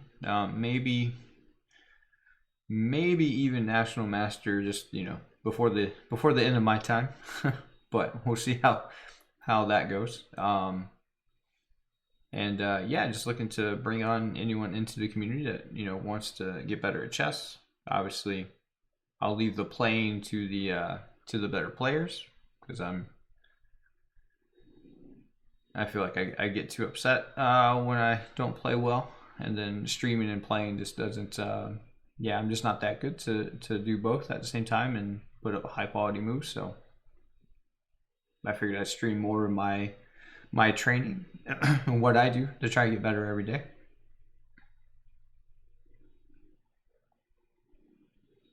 And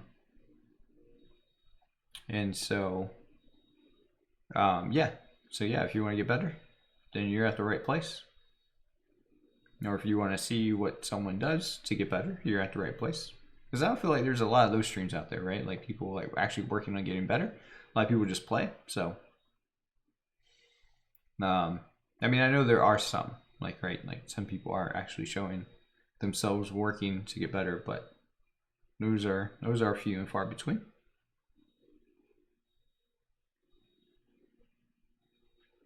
Yeah, 900, yeah. And that's fine. Yeah, it doesn't matter what your rating is. You are... Yeah, I don't care what your rating is. You're here, and you're nice. You're welcome. That's pretty much it. That's pretty much it. Yeah, I feel like we put as chess players, or even just new people to chess, we put a lot of stock in people's ratings, and really ratings are just more of like an average and a shadow of really where you are. Because ratings are more about your just your results, right? Like ratings are all about results. They're not about your knowledge. They're not about anything else. They're just about results, and that's it.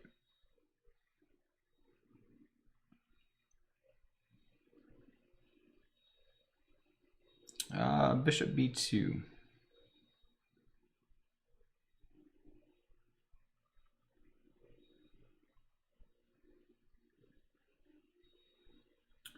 Bishop b7.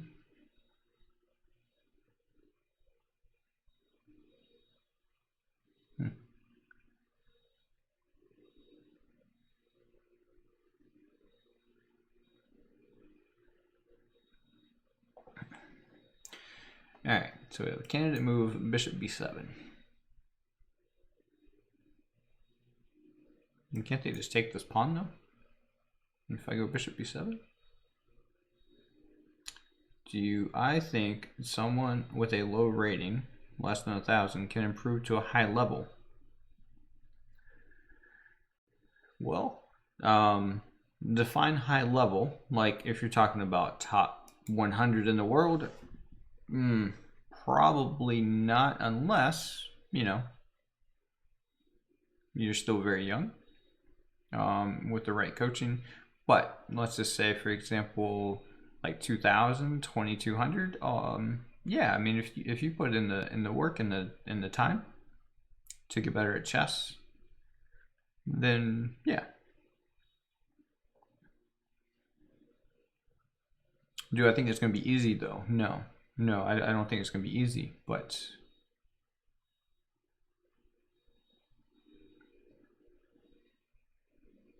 okay. So we're saying save the bishop. Save the bishop. If they take, then we're going here.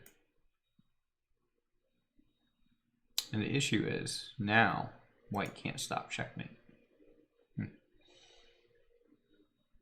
This is true. Okay, so white can't afford to take the pawn.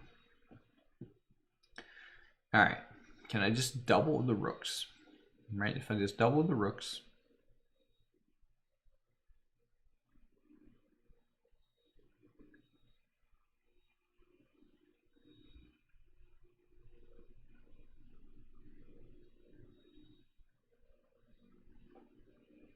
So this is one thing that,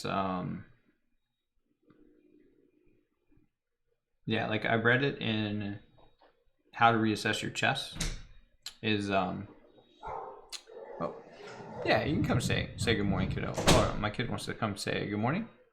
Oh, no, guess not. All right. Anyway,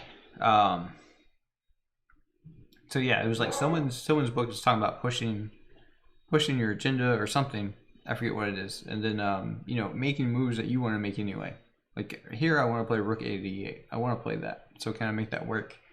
And then I was watching international master David Pruce. He was doing some analysis of one of my games I was playing with Mitch, and he was doing the same thing. He was just like analyzing the move that he wants to play, and so which is something that I've never really done before. I usually go, oh, I want to play this move, but they can do something about it, and so I don't play it. But I don't look at, can I make that work? And I think that's a big struggle. But yeah, bishop b7. I guess is nice here.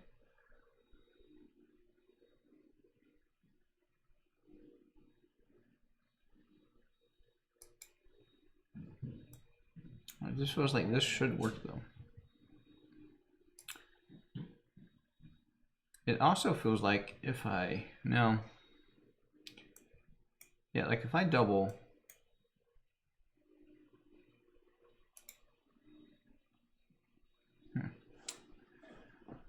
Oh boy. All right, Gemini. Well, thanks for stopping by. We'll be on.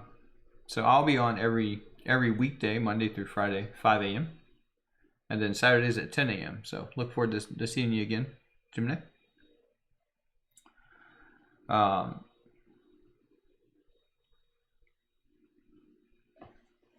what's going on? Yeah, all right, so we're up to 12 minutes on this puzzle.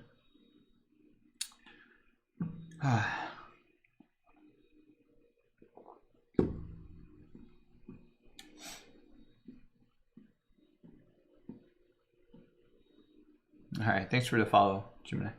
I appreciate it. And if you haven't followed, make sure you definitely click that follow button. Yeah, throw it in.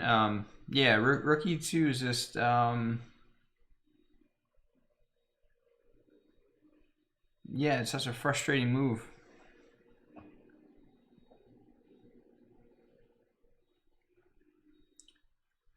Because even then, if I take their bishop, they take my rook. I take their rook, they take my bishop, and now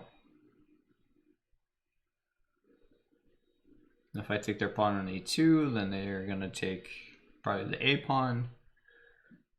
Yeah, that's just very complicated. But yeah, bishop b7. You know, it's not like a forcing move, but like also bishop b7, you still get rook e2 though. I mean, rook e2 is always a move, I guess.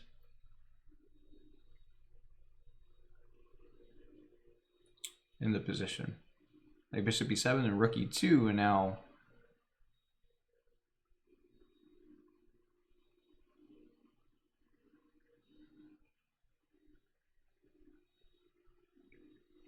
yeah, so that's the only thing that's drawing me off of bishop b7, rook e2. Although I guess I could just double take, and now they could probably take here. They're also threatening to take this. I don't know. That doesn't seem very fun.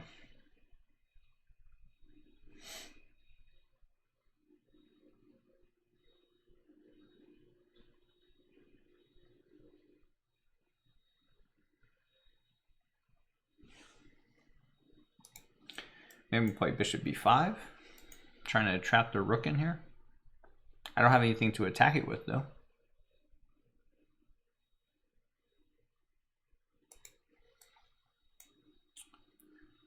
If we were to play bishop a4, then maybe we could get down here.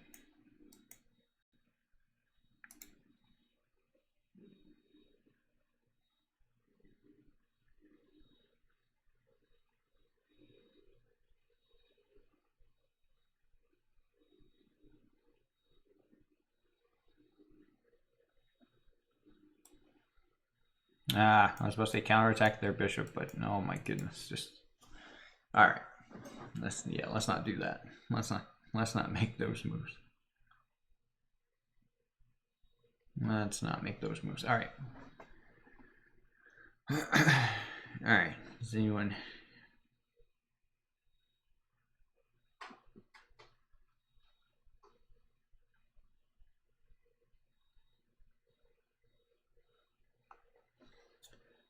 All right. If I double rook e2, I take their bishop. They would take me. Oh, chat, is it? And then bishop check. That's the difference. Yes, double. Rook.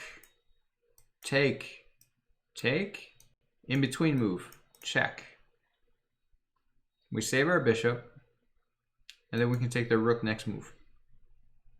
Either on the e7 square or the e2 square. That's it. I want to double, so double.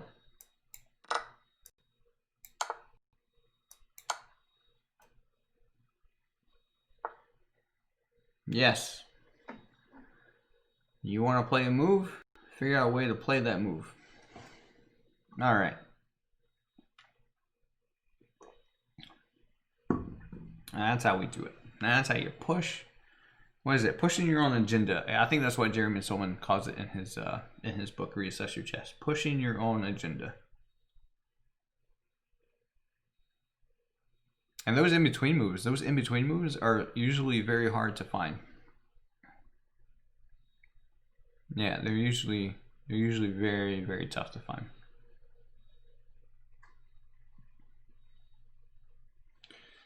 All right, so this will be my last puzzle, and then I'll go over some of my games from the Charlotte Open that I played. We'll do some analysis of some of my games after this puzzle. All right, so white just played f5. Which way is white going? Down the board. Okay, so we're playing black. All right, so this looks easy. Okay. So it looks easy. We just take.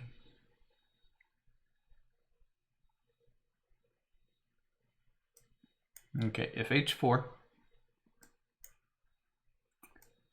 I don't think their king is going to be anywhere close to being in time. Especially if we just go here.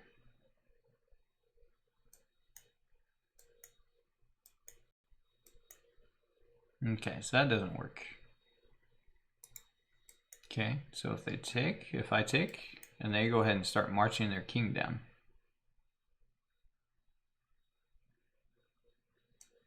Then we're going to have to push.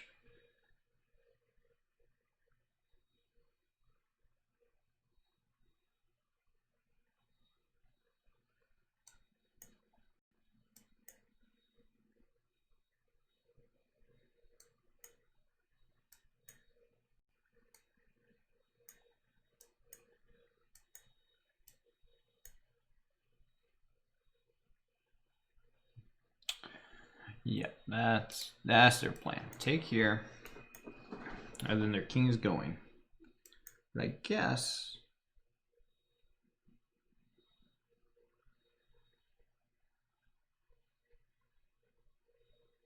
okay, I guess what I could do is after taking here, and their king's going to march, and their king's going to try and march around back here. At some point, I've got to push the pawn at least one square. I feel like I got to at least push the pawn once. So I need to take, king, then push. And that way when their king gets going, I can cut them off. And if they come here, no, something's not right with that.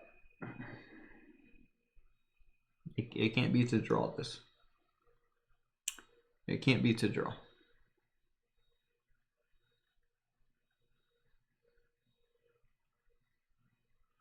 Like these endgames are so tough. They require such accurate calculation here. All right, takes. Again, I'm pretty sure. Yeah, white's got to keep the pawn down here though. Because again, if they push it up, that just gives our king too much. And their king is going to be too slow. Right, I just go here, and now their king cannot get to these. Because these are like the key squares for the king. If the white king can get here, or even here, like if our king ends up in front of this pawn, and their king can get opposition over here, which is being directly across from the king,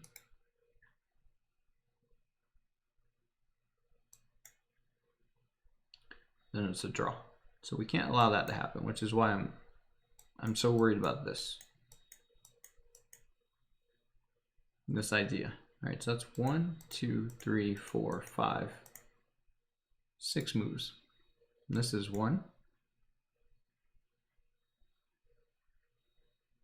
2, 3, 4, 5, 6, 7, 8, 9, 10 moves. Yeah, it's going to take us lots of moves to make our plan work.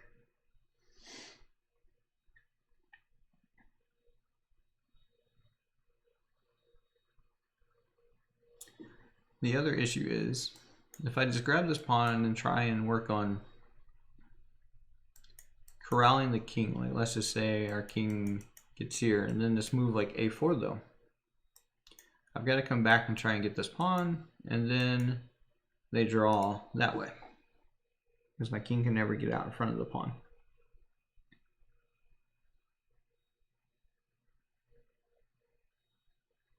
All right, let's do a little trick. We know we're taking this pawn. So let's just see what white does. All right, so white's coming this way. So I think what I could do now is I can regain the opposition because there's an odd number of squares between the kings.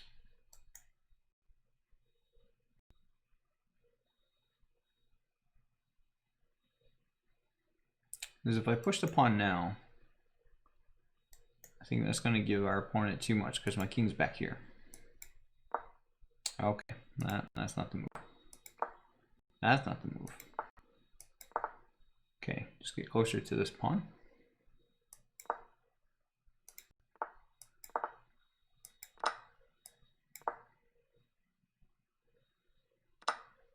Okay, I said that was going to be the last one. So that's the last one. All right, let's do some game analysis. Let's see here. Let's see if I can figure out how to do some game analysis real quick. 2,000 viewers right when we're going into some game analysis. So let's see here. Let's see if I can get all this figured out really fast.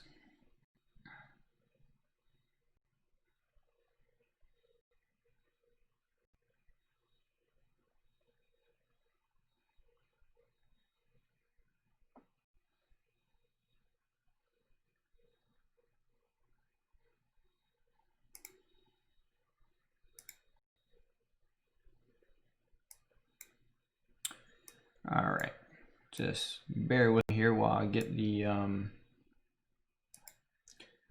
games pulled up from the Charlotte Open. So this was a tournament that I played last month, and I looked at the games a little bit here.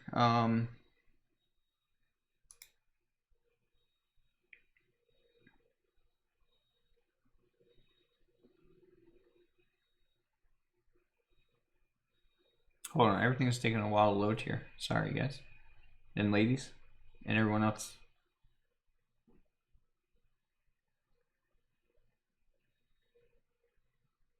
Okay, let me copy this.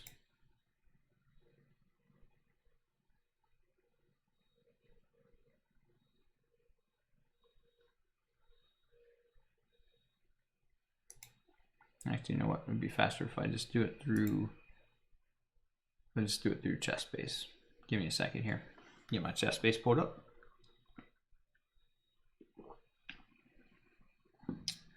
I store everything in chess base. Then I just copy the PGN and bring it over. So again, if you're just joining the stream, we're going to be pulling in some chess games that I played in a tournament last month. The time control was game 75 with a 15-second increments. So there were, yeah, so I mean, there was lots of time to think. It wasn't like a blitz game. So there's definitely some good moments in these games and some bad moments in these games for me.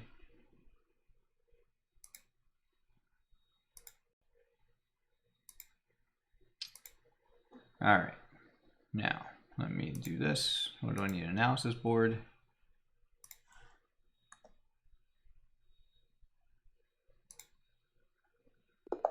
On chess.com.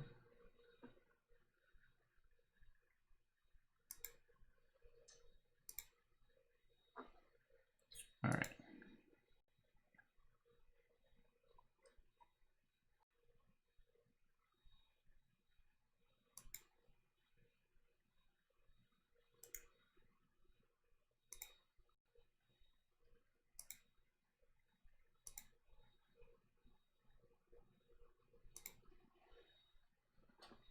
Okay, perfect. And I think this is all set up right. Just gotta get my webcam looking better here.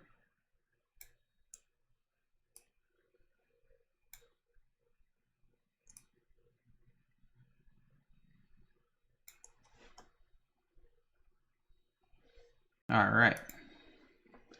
All right, so this is our game analysis here. Okay, so this is how it ended. Okay, not the best site for me, but okay. So I was white. This was round 1 of the Charlotte Open last month. Okay, and so I'm an E4 player, so that's what I play. That's pretty much the only thing I play. I did play D4 for a while when I first started out in tournament chess, but I noticed I kept just getting like the same positions over and over again, and it's kind of got to a point where because it wasn't really tactical. Which okay, I know there are some lines that can get tactical in d4, so I'm not saying that. But I didn't know them, and my opponents didn't play anything, so we just kind of always ended up in the same like structures, and it was just very boring for me. So I switched it up to e4. Yeah, this was like I was 1400. I was playing d4, and I was like, I'm just gonna switch it to e4. I switched to e4, and I jumped up to like 1700 since then. Not because of the openings, but just because, yeah, I enjoy the games better. But also, yeah, like it helped a lot with like my tactical vision, and yeah, I mean lots of things go into it, not just this move right here. But anyway, so my opponent played g6, which is fine. It's minor opening. I don't have too highly of an opinion on this opening for black. It's a fine opening. It's just my own personal opinion. And so it sucks that I lost this game. But here we are. Thanks for the follow. All right, so yeah, just taking the center, just principled moves here. Bishop g7, knight c3. All right, and now my opponent takes it more into a into like a perk setup here. All right, bishop e3. All right, normally I think I play moves like I usually like to go like f4, bishop g5, obviously bishop g5 first, then f4, knight f3. So yeah, usually these are the kind of positions I like, but I just got a new course on Chessable for this, and so I was trying out some lines from that and got them mixed up in this game, and so it's not a good representation of me knowing the course. But yeah, so don't take the course at fault. It's just me not remembering stuff. I'm kind of new at chess. I've been playing d5 so far, and I kind of get what you mean with the same positions over and over. Yeah. Now, I mean, any opening is that way, but I feel like with yeah, I just feel like with 1e4, like okay, you're gonna get the same positions like in the French or the Sicilian or whatever, but like there's so much action going on that like, yeah, at least at my level and even lower, like no one's gonna have theory memorized. Like you're still gonna be able to play positions and come up with ideas. Oh, d4, yeah, d4, same thing, yeah. Yeah. Yeah, playing d4. Yeah, I played d4 because I didn't want to have to learn a lot and have to worry about tactics. But I mean, finally, I was just like, you know what? I'm gonna play e4, and yeah, I haven't turned back. All right, so bishop e3, and the idea in the course was to play like queen d2, and like h5, h4, h5, castle, knight f3, knight e2 sometimes. Just depends, maybe even bringing this knight around, just depending on the structure and what black does. But okay, knight f6, all normal things here. Queen d2, castles. All right, so far I'm following the course that I had picked up. Now here, this is where I deviated. So I played bishop h6, but actually the course recommends to go into this f3 line, and then after b5, go bishop h6. So I forgot that, and I went with bishop h6 right away because I had forgotten about this f3 move. And so now b5. And the point behind f3 is just to give e4 another defender, so that when b4 comes, you can move this and you don't have to worry about this pawn. So yeah, so that would have been good. Now also in the course, there were some lines where you traded on g7. Again, this is what happens when you don't study your lines all the way. You start mixing things up. All right. So now this is fine because taking the bishop does weaken these dark squares around the king.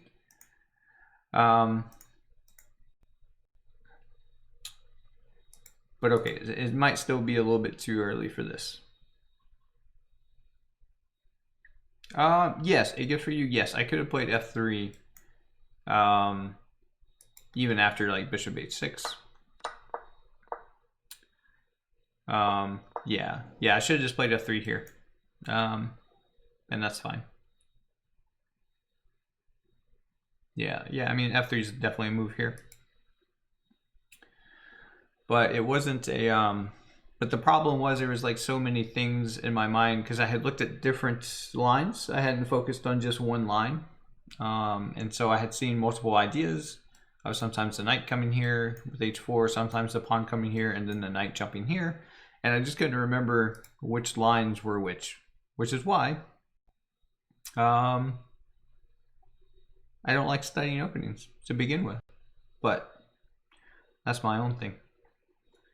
Which game are you analyzing, by the way? Just joined a stream? Oh, well, thanks. So this was a game that I played in the Charlotte Open. It's a tournament that was hosted, normally is in person here in Charlotte, North Carolina, which is where I live, with the Charlotte Chess Center.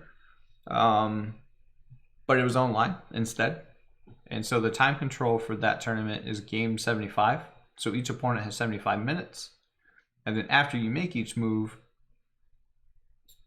you and your opponent each have 75 minutes. And then after you make your move, you get a 15-second increment. And so, yeah, definitely a long time control. More classical time control.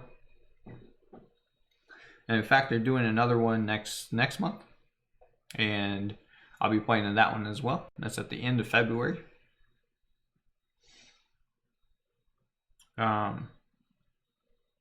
So yeah, I could have played f3 here, but okay, I traded bishops, and again, instead of just playing f3, I played this move, and this move is probably where I really start to waver here, just because it's just passive. Again, I should have just gone with the f3 idea.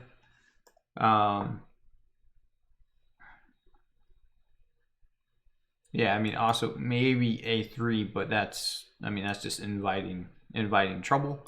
So yeah, just f3. I should have just gone f3 here. All right. So this was, I felt like, a critical moment in the position for me, and I did not make the right decision.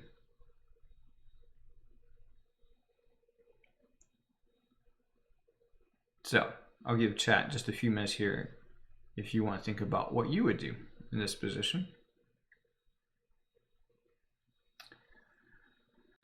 The obvious candidate choices would be to take the pawn, to push the pawn, or even just develop a piece. So those are probably the top 3 candidate moves that you would probably want to consider in this position.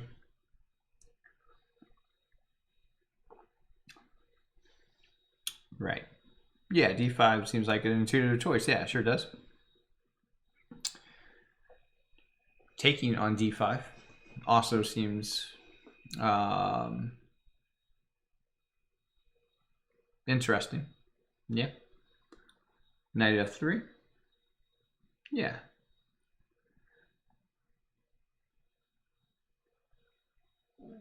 Yeah, the only problem with knight f3 that I saw, and I didn't really want to get into the complications of, is with knight f3,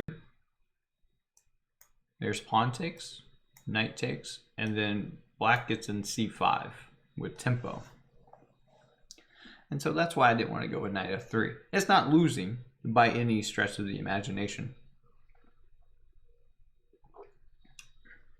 But after c5, my knight has to move.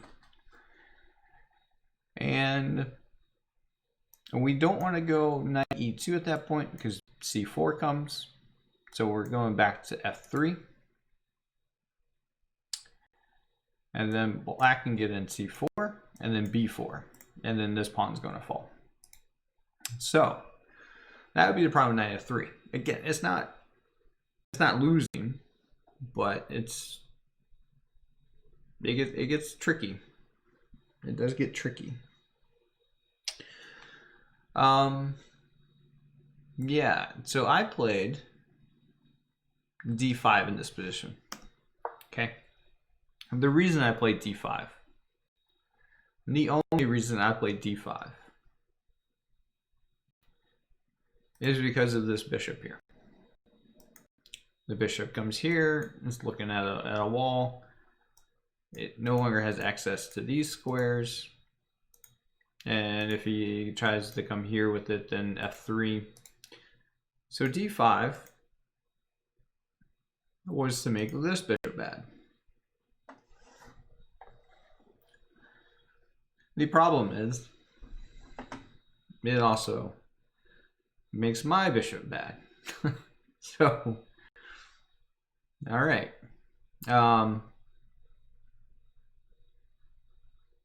And this is actually worse than this, because at least this piece can come here and help support chipping away at my center. My bishop is only stuck defending. My bishop is not attacking. So,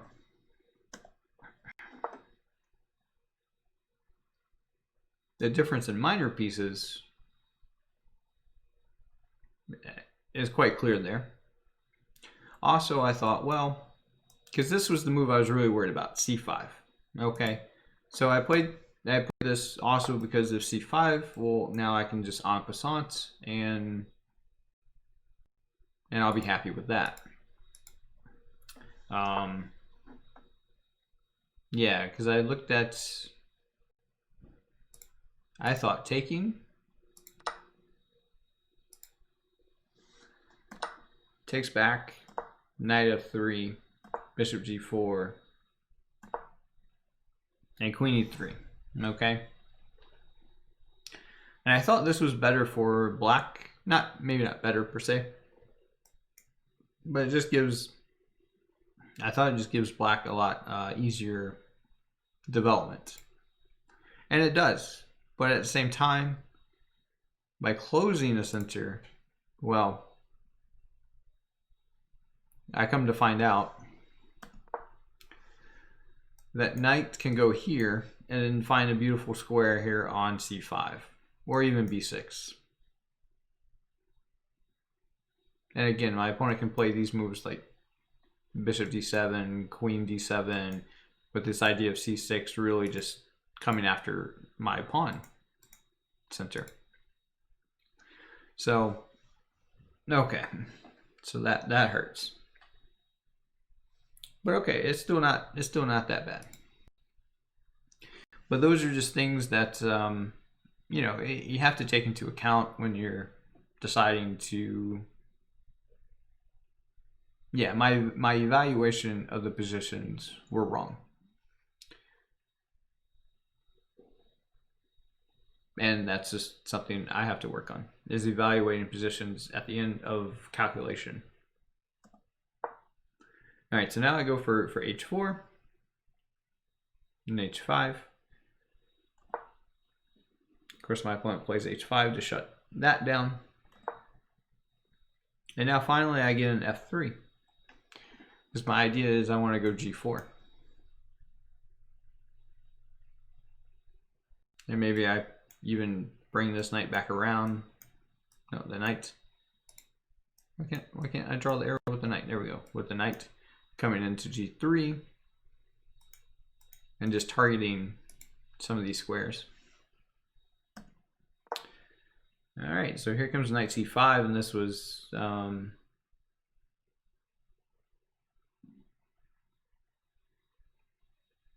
yeah, this is where I start to yeah, I don't know how to continue. Like, I really want to get this piece developed here, but I'm always constantly worried about this move and then putting my knight on b1, and it's just completely out of play. And I'm not worried if black wants to take this, because I feel like that knight's doing a lot more than my bishop. Plus all my pawns are on light squares, so happily get rid of my bishop. So, all right. So knight h3. with the idea that I want to come to f2 and help support this this g4 push. If the bishop takes, I will. Yeah, I think I'm taking back with the rook because I still want to be able to push here. All right. So b4 comes in.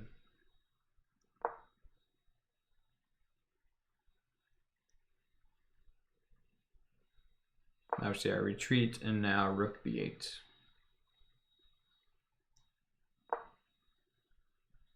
And I make a very weakening move. I should have just continued with my plan of knight f2.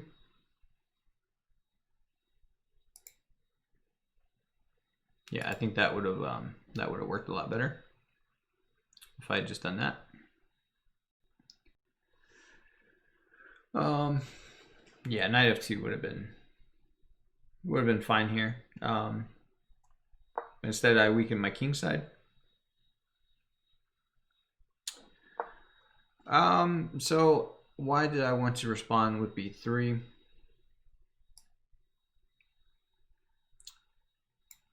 So let's just say if I continue with like knight f2, I was thinking maybe my opponent had something like this, maybe b3, and I wasn't quite sure how to reply with this, because I thought even with this, there is this. Of course, I don't have to take back, but okay, because obviously, if I take and then this,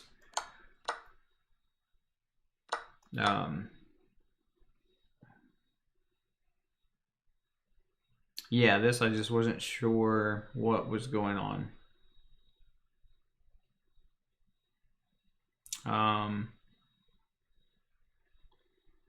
Yeah, and I thought that weakened my king side, which is funny that I thought that was going to weaken the king side. Okay, and then if the c pawn takes, well then I think white or black's just going to try and open up the c file and come after my king. So yeah, I thought this was more weakening than what I played. So that's why I played b3, right? So, but yeah, it turns out I could just play knight f2 and continue with my plan. So now here comes a5, and this was the problem with b3. I gave my opponent a way to attack my structure. Okay, now I continue with my plan. Yeah. So this was the problem with b3. As black gets all these moves in to come after my king. All right. So I'm not going to worry about it now. I'll just go after their king. That was my plan here. All right, and I thought this idea was actually really cool. Take and then push h5. And I was doing good here. I had calculated this out, and it was fine. Okay. Now this was a move that I had to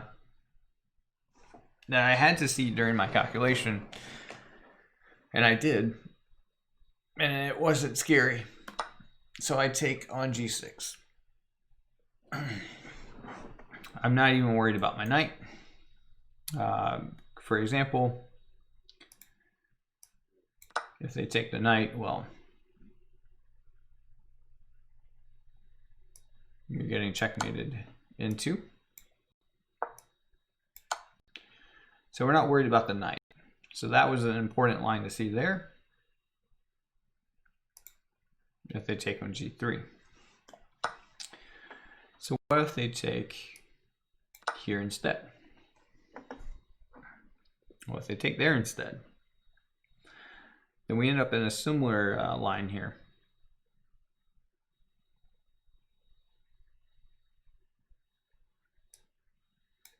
where you can just go queen g5 check.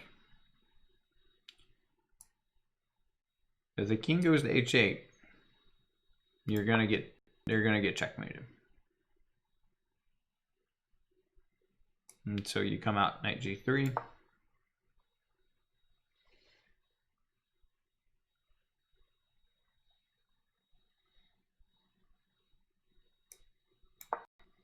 If they try and do this,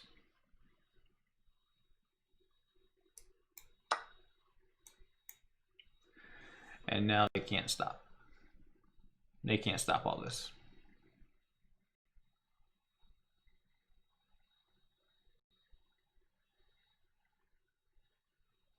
I mean, they can sack all their pieces, but they're not stopping. They're not stopping the checkmate. And if they take here, well,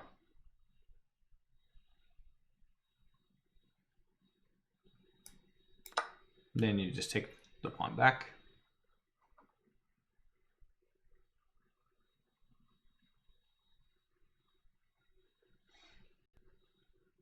And now it's just a position, but you've got, yeah, white definitely has the better attacking chances at this point. So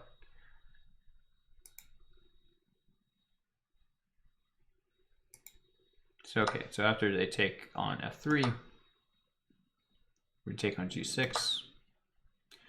My pawn captured back, and now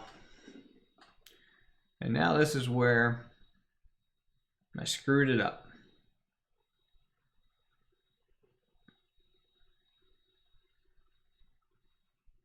Can black play rook h8 at any point?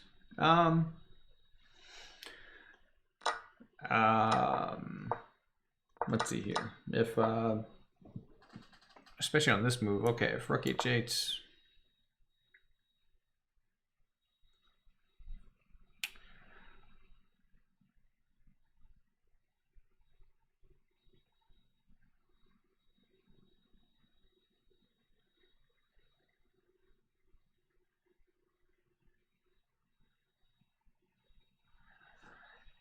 yeah, I think it's the same thing. I think I would just take here, because if you want to trade, then that's fine. Because now your queen's not going to be able to come over to yeah, to provide assistance. So yeah, I don't mind this, and then take here, and then queen h6. I think is probably the move here. And then I'm probably just going to jump in and take this after the king moves. Yeah. Yeah, that's fine. And the problem is, like, your rook and your queen can't come over because the bishop's in the way. So, which is the theme of the game. Okay. So here, I messed it up. I should have just went queen h6. But instead I saw queen h6, king here. The bishop comes out. Okay, not there, but the bishop comes out, and then I've got to worry about rook h8. So these were the phantoms in my head here. Right, so queen h6, king over. Eventually this bishop moves, and then the rook comes over, and I gotta move my queen. So instead I played knight g3.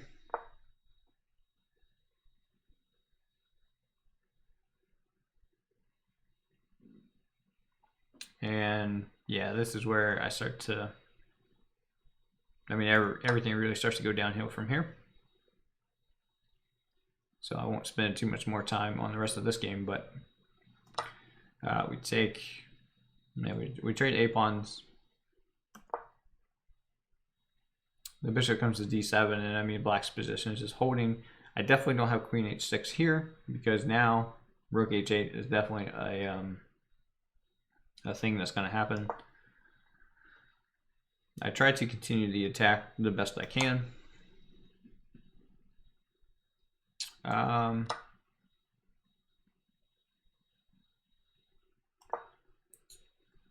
it turns out I'm just too slow.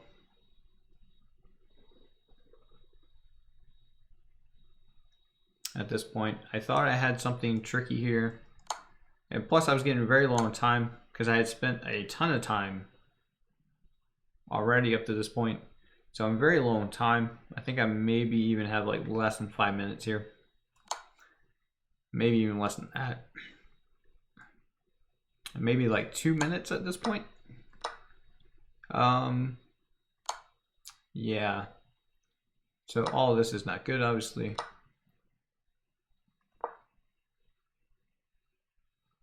And then here, for whatever reason, I think I had 20 seconds now. And I thought I was getting a perpetual check, which is why I sacked my queen for this. And in my 20 seconds of calculation, I missed, I missed the king coming back here, and I thought for some reason this rook was going to be on the H file, and I would have checkmates. But instead, they're not even checkmate. But yeah. Anyway, screw this game up.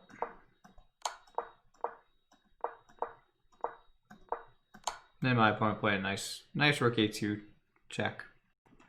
The point is I can't take because I get obviously checkmated. So I resigned after rook a2 check. Yeah, but yeah, I just got low on time, so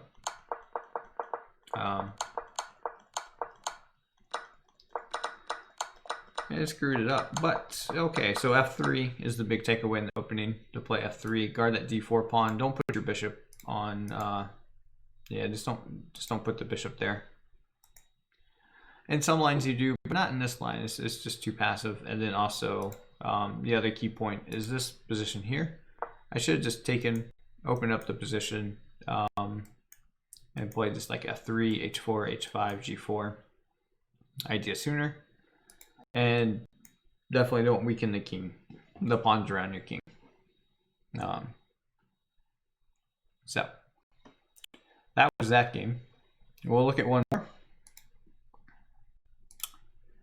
from there.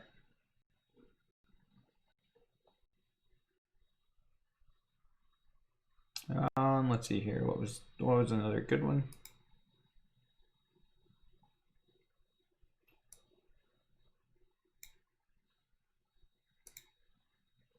Oh yeah, this is a good one here. So this was round 2. I ended up drawing this game. Oh, awesome! Good for you. You're welcome. I'm glad you enjoyed it. Let's see here. How do I get a new game? I guess I just have to close out of here. Open up a new board. All right, so this is round 2 of the same tournament of the Charlotte Open. All right, let's see here. Close down some of these chess-based photos. All right, oops, that's the final position. All right, so I was black in this game. So again, this was the Charlotte Open, game 75, 15-second increments. For anyone that's new, just doing some chess analysis of my games, showing you some of my lines, not lines, but games, and then yeah, just going over the game. And this was round 2. So this one ended up in a draw. But I feel like the end game is very instructive, so not too much in the middle game, I don't think. I don't remember. Okay, I played a Sicilian. I used to play the Khan, but now I'm starting to play the Najdorf.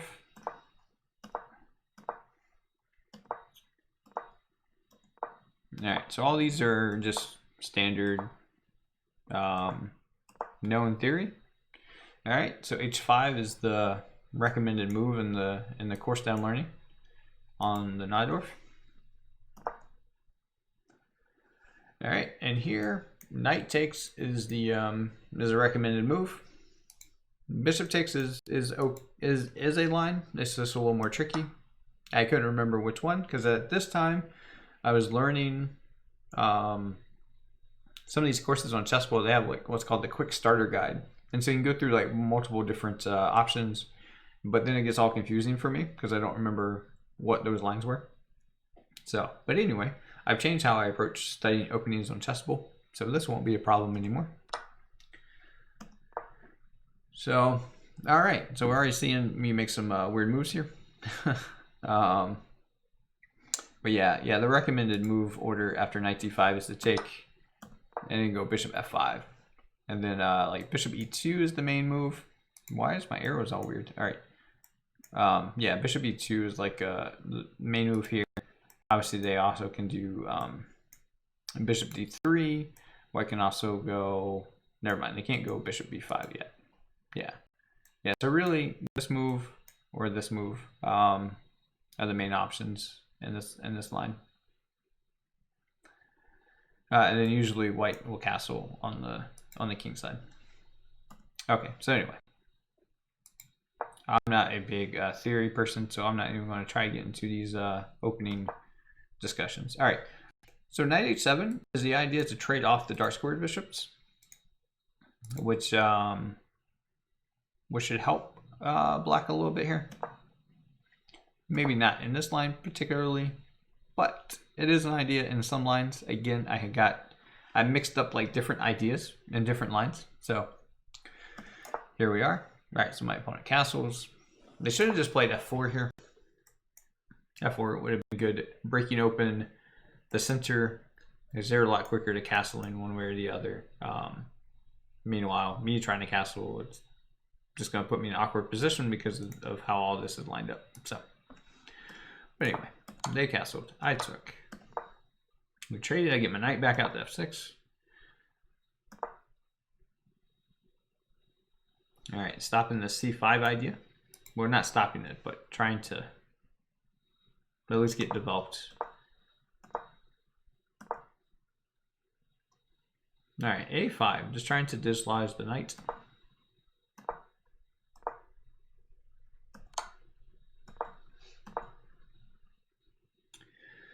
All right, here we go, starting our attack, we're trying to.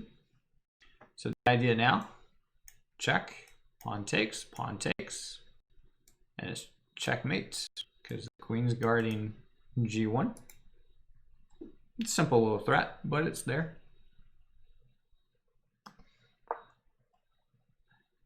And now I'm wishing that I hadn't pushed the knight away from b3, because the knight is what's going to save the white king. All right, f5, really going for it. Just really, yeah, really going for it here. All right, knight h3. So that now if I throw in my knight with taking, then their knight can block.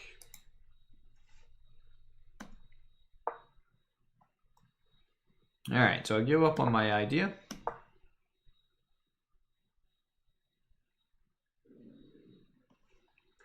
And now I need to secure my my pawn center, because my king's a little not happy being in the center here, but it's not so bad. All right, so of course my opponent just puts their rook on the same file as my king. So we trade pieces. I get my knight to c5.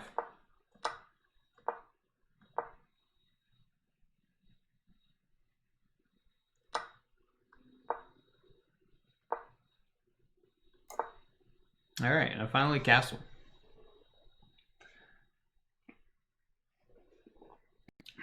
All right, so my pieces are doing a good job of keeping the white pawns from really ripping my my pawn center, because if this falls, it's if this pawn falls, it's all over. Okay, so the queen goes back.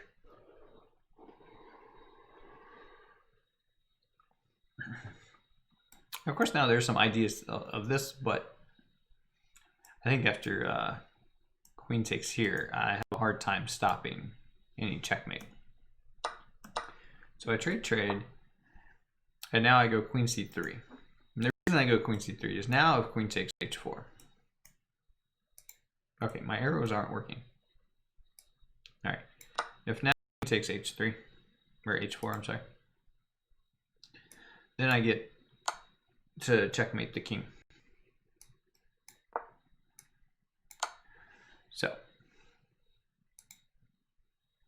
So instead, after queen c3, my opponent plays rook g1.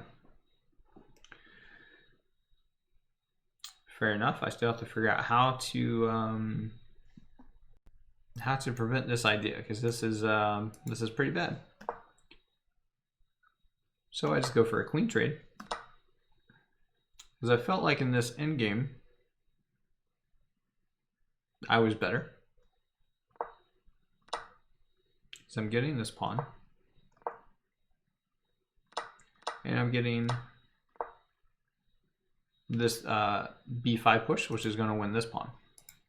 And so I had calculated all this when I played queen d4.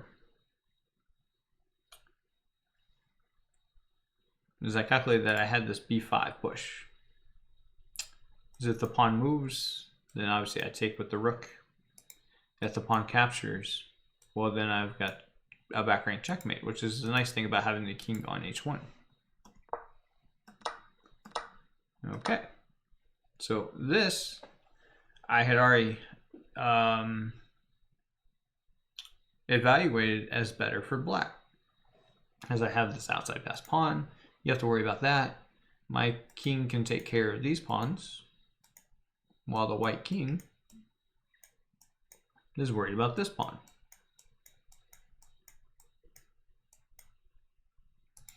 And then I should win.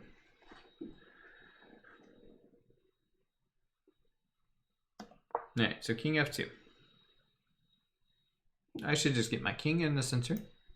But I thought after this, for some reason, I calculated this line, it was going to be tough for me to get in. I felt like I was going to be too slow. Their king was going to get this one and then round this up, and I'm not going to have time to even worry about these, and they're going to create their own outside pass pawn. So that's what I was worried about. So I played this move f4 to force their king to take just a little bit more time out to get to this pawn.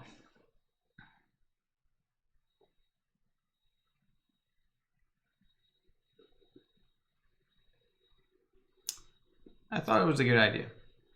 It's not a bad idea.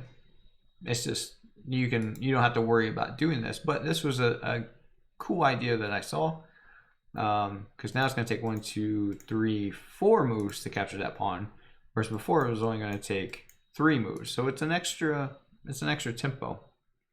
So okay, so king e2 here.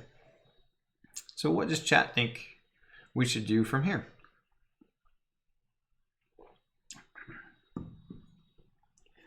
Now these are the things that would be the difference between winning, losing, or drawing.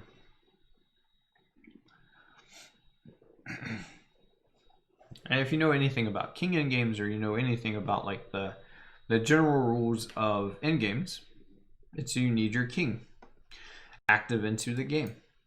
And so a move like king f7, even king g7, these are all moves that should be the first things that kind of pop into your thoughts for what you're going to play. Unfortunately for me, is I thought I could get fancy. And I had literally calculated every move. But I missed one move for white. And this is the problem with king and pawn in games, is you might miss a resource that your opponent has to draw or win the game. And I missed my opponent's resource. So what I should have played, so I'll show you what I played. So I played g5. Okay, I should not have played that move. What I should have played is king f7. And the point is, after king d2, king f6, just improving our kings. Okay, if they take there, the point is now I have king e5.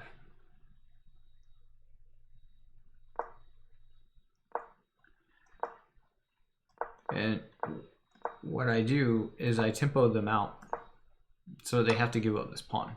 And once they give up the pawn, then you're winning as black.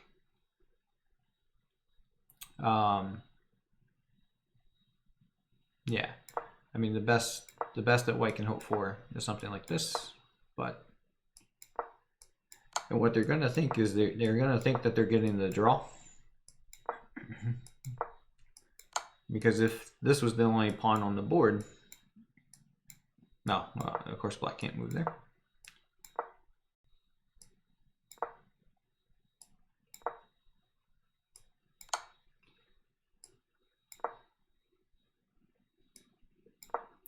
And now black gets into here. And it's just winning from here. Any move pretty much wins from here. So that's the point. Now, you might ask, well, instead of king e4, or king taking the pawn, so we looked at king takes. Well, what happens if they just go king d4? Well, if they just go king d4, then we just go king f6. If they go king e4, now we go king g5, h3. Now this was a very complicated line. I probably would not have been able to calculate all this out. They take, king h4, king takes.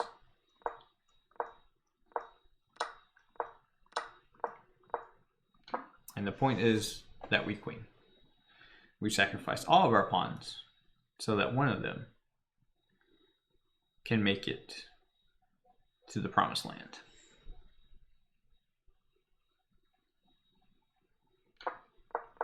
And I had calculated something like this out in the game, but during the game, but the problem was I didn't see how I was queening, and I saw that white was winning this pawn, and so that made it a little tricky for me there. So after king f6, now what happens if they take the pawn? Well, now what happens is we get our king in here, and it's similar to what we looked at before.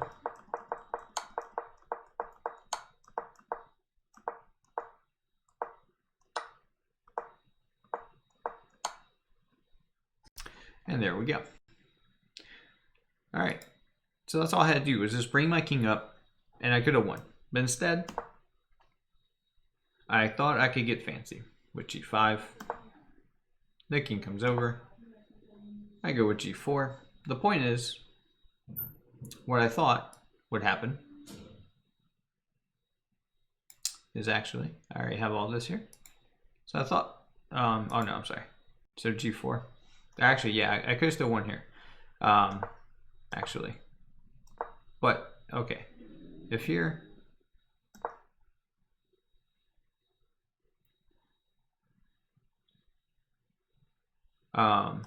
yeah, g4, and I thought the point was if they take,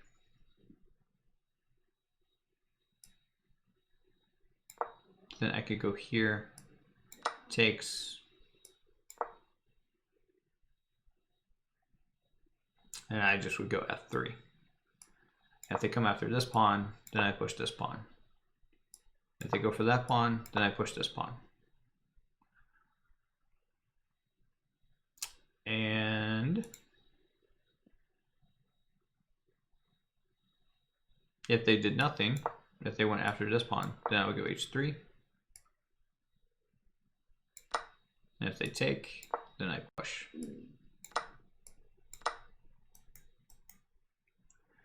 Okay, so I calculated all that out. But you know the move I missed? The move I missed was h3. Because keep in mind, this I had all calculated, where was it?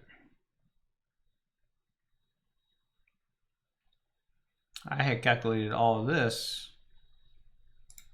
back here.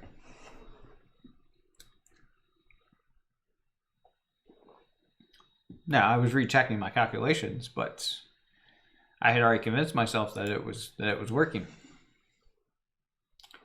But I missed h3.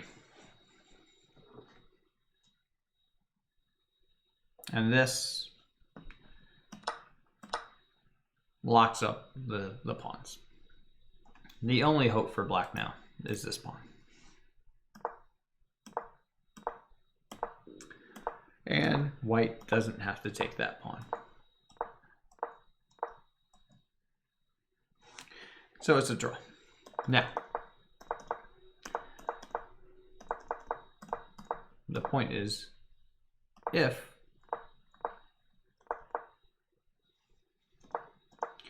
alright, so the point for white is if they take this pawn, and I come here,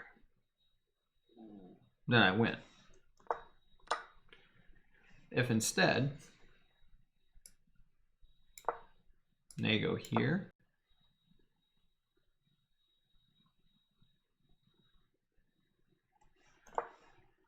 oh, no, I'm sorry. If I go here first and then they take the pawn, well, now they win. So we're playing this, yeah, like I don't want to go to king e5 until white takes, till after white takes. And white doesn't want to take until I go to king e5. So we're playing this little game of chicken with these two squares. So that ends in a draw. But that is, yeah. So the moral of this story is get your king active. And don't be like me.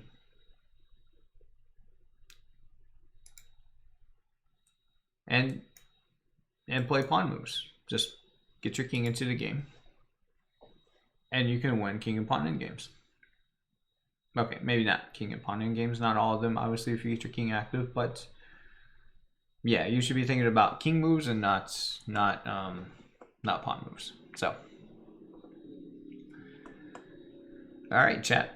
So that is going to be it for my stream today. I have to get ready for work, but if you enjoyed this stream, make sure you click the follow button. If you want to subscribe to the channel, that is more than welcome. Don't feel obligated to. I'm happy to jump on and share my lessons of hardship with you all for free. But if you want to subscribe and support the channel, definitely feel free to do so. Otherwise, click the follow button and you can catch me when I go live. And the schedule is going to be every weekday, 5 a.m. Eastern time. So about this time. Yeah, and Saturdays would be 10 a.m. Eastern time. So thank you everyone for hanging out. I'm going to raid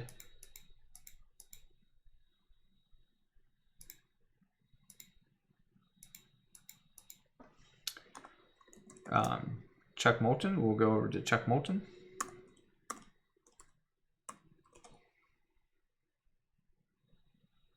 Oh, absolutely. I guess it's Cabbage Red. Yeah, you're absolutely welcome.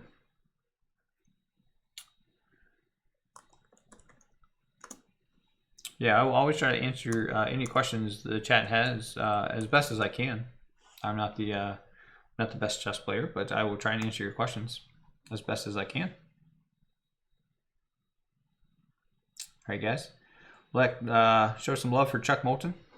He's a good player. He's usually playing like 4-player chess or Bug House or something. So, but thanks so much.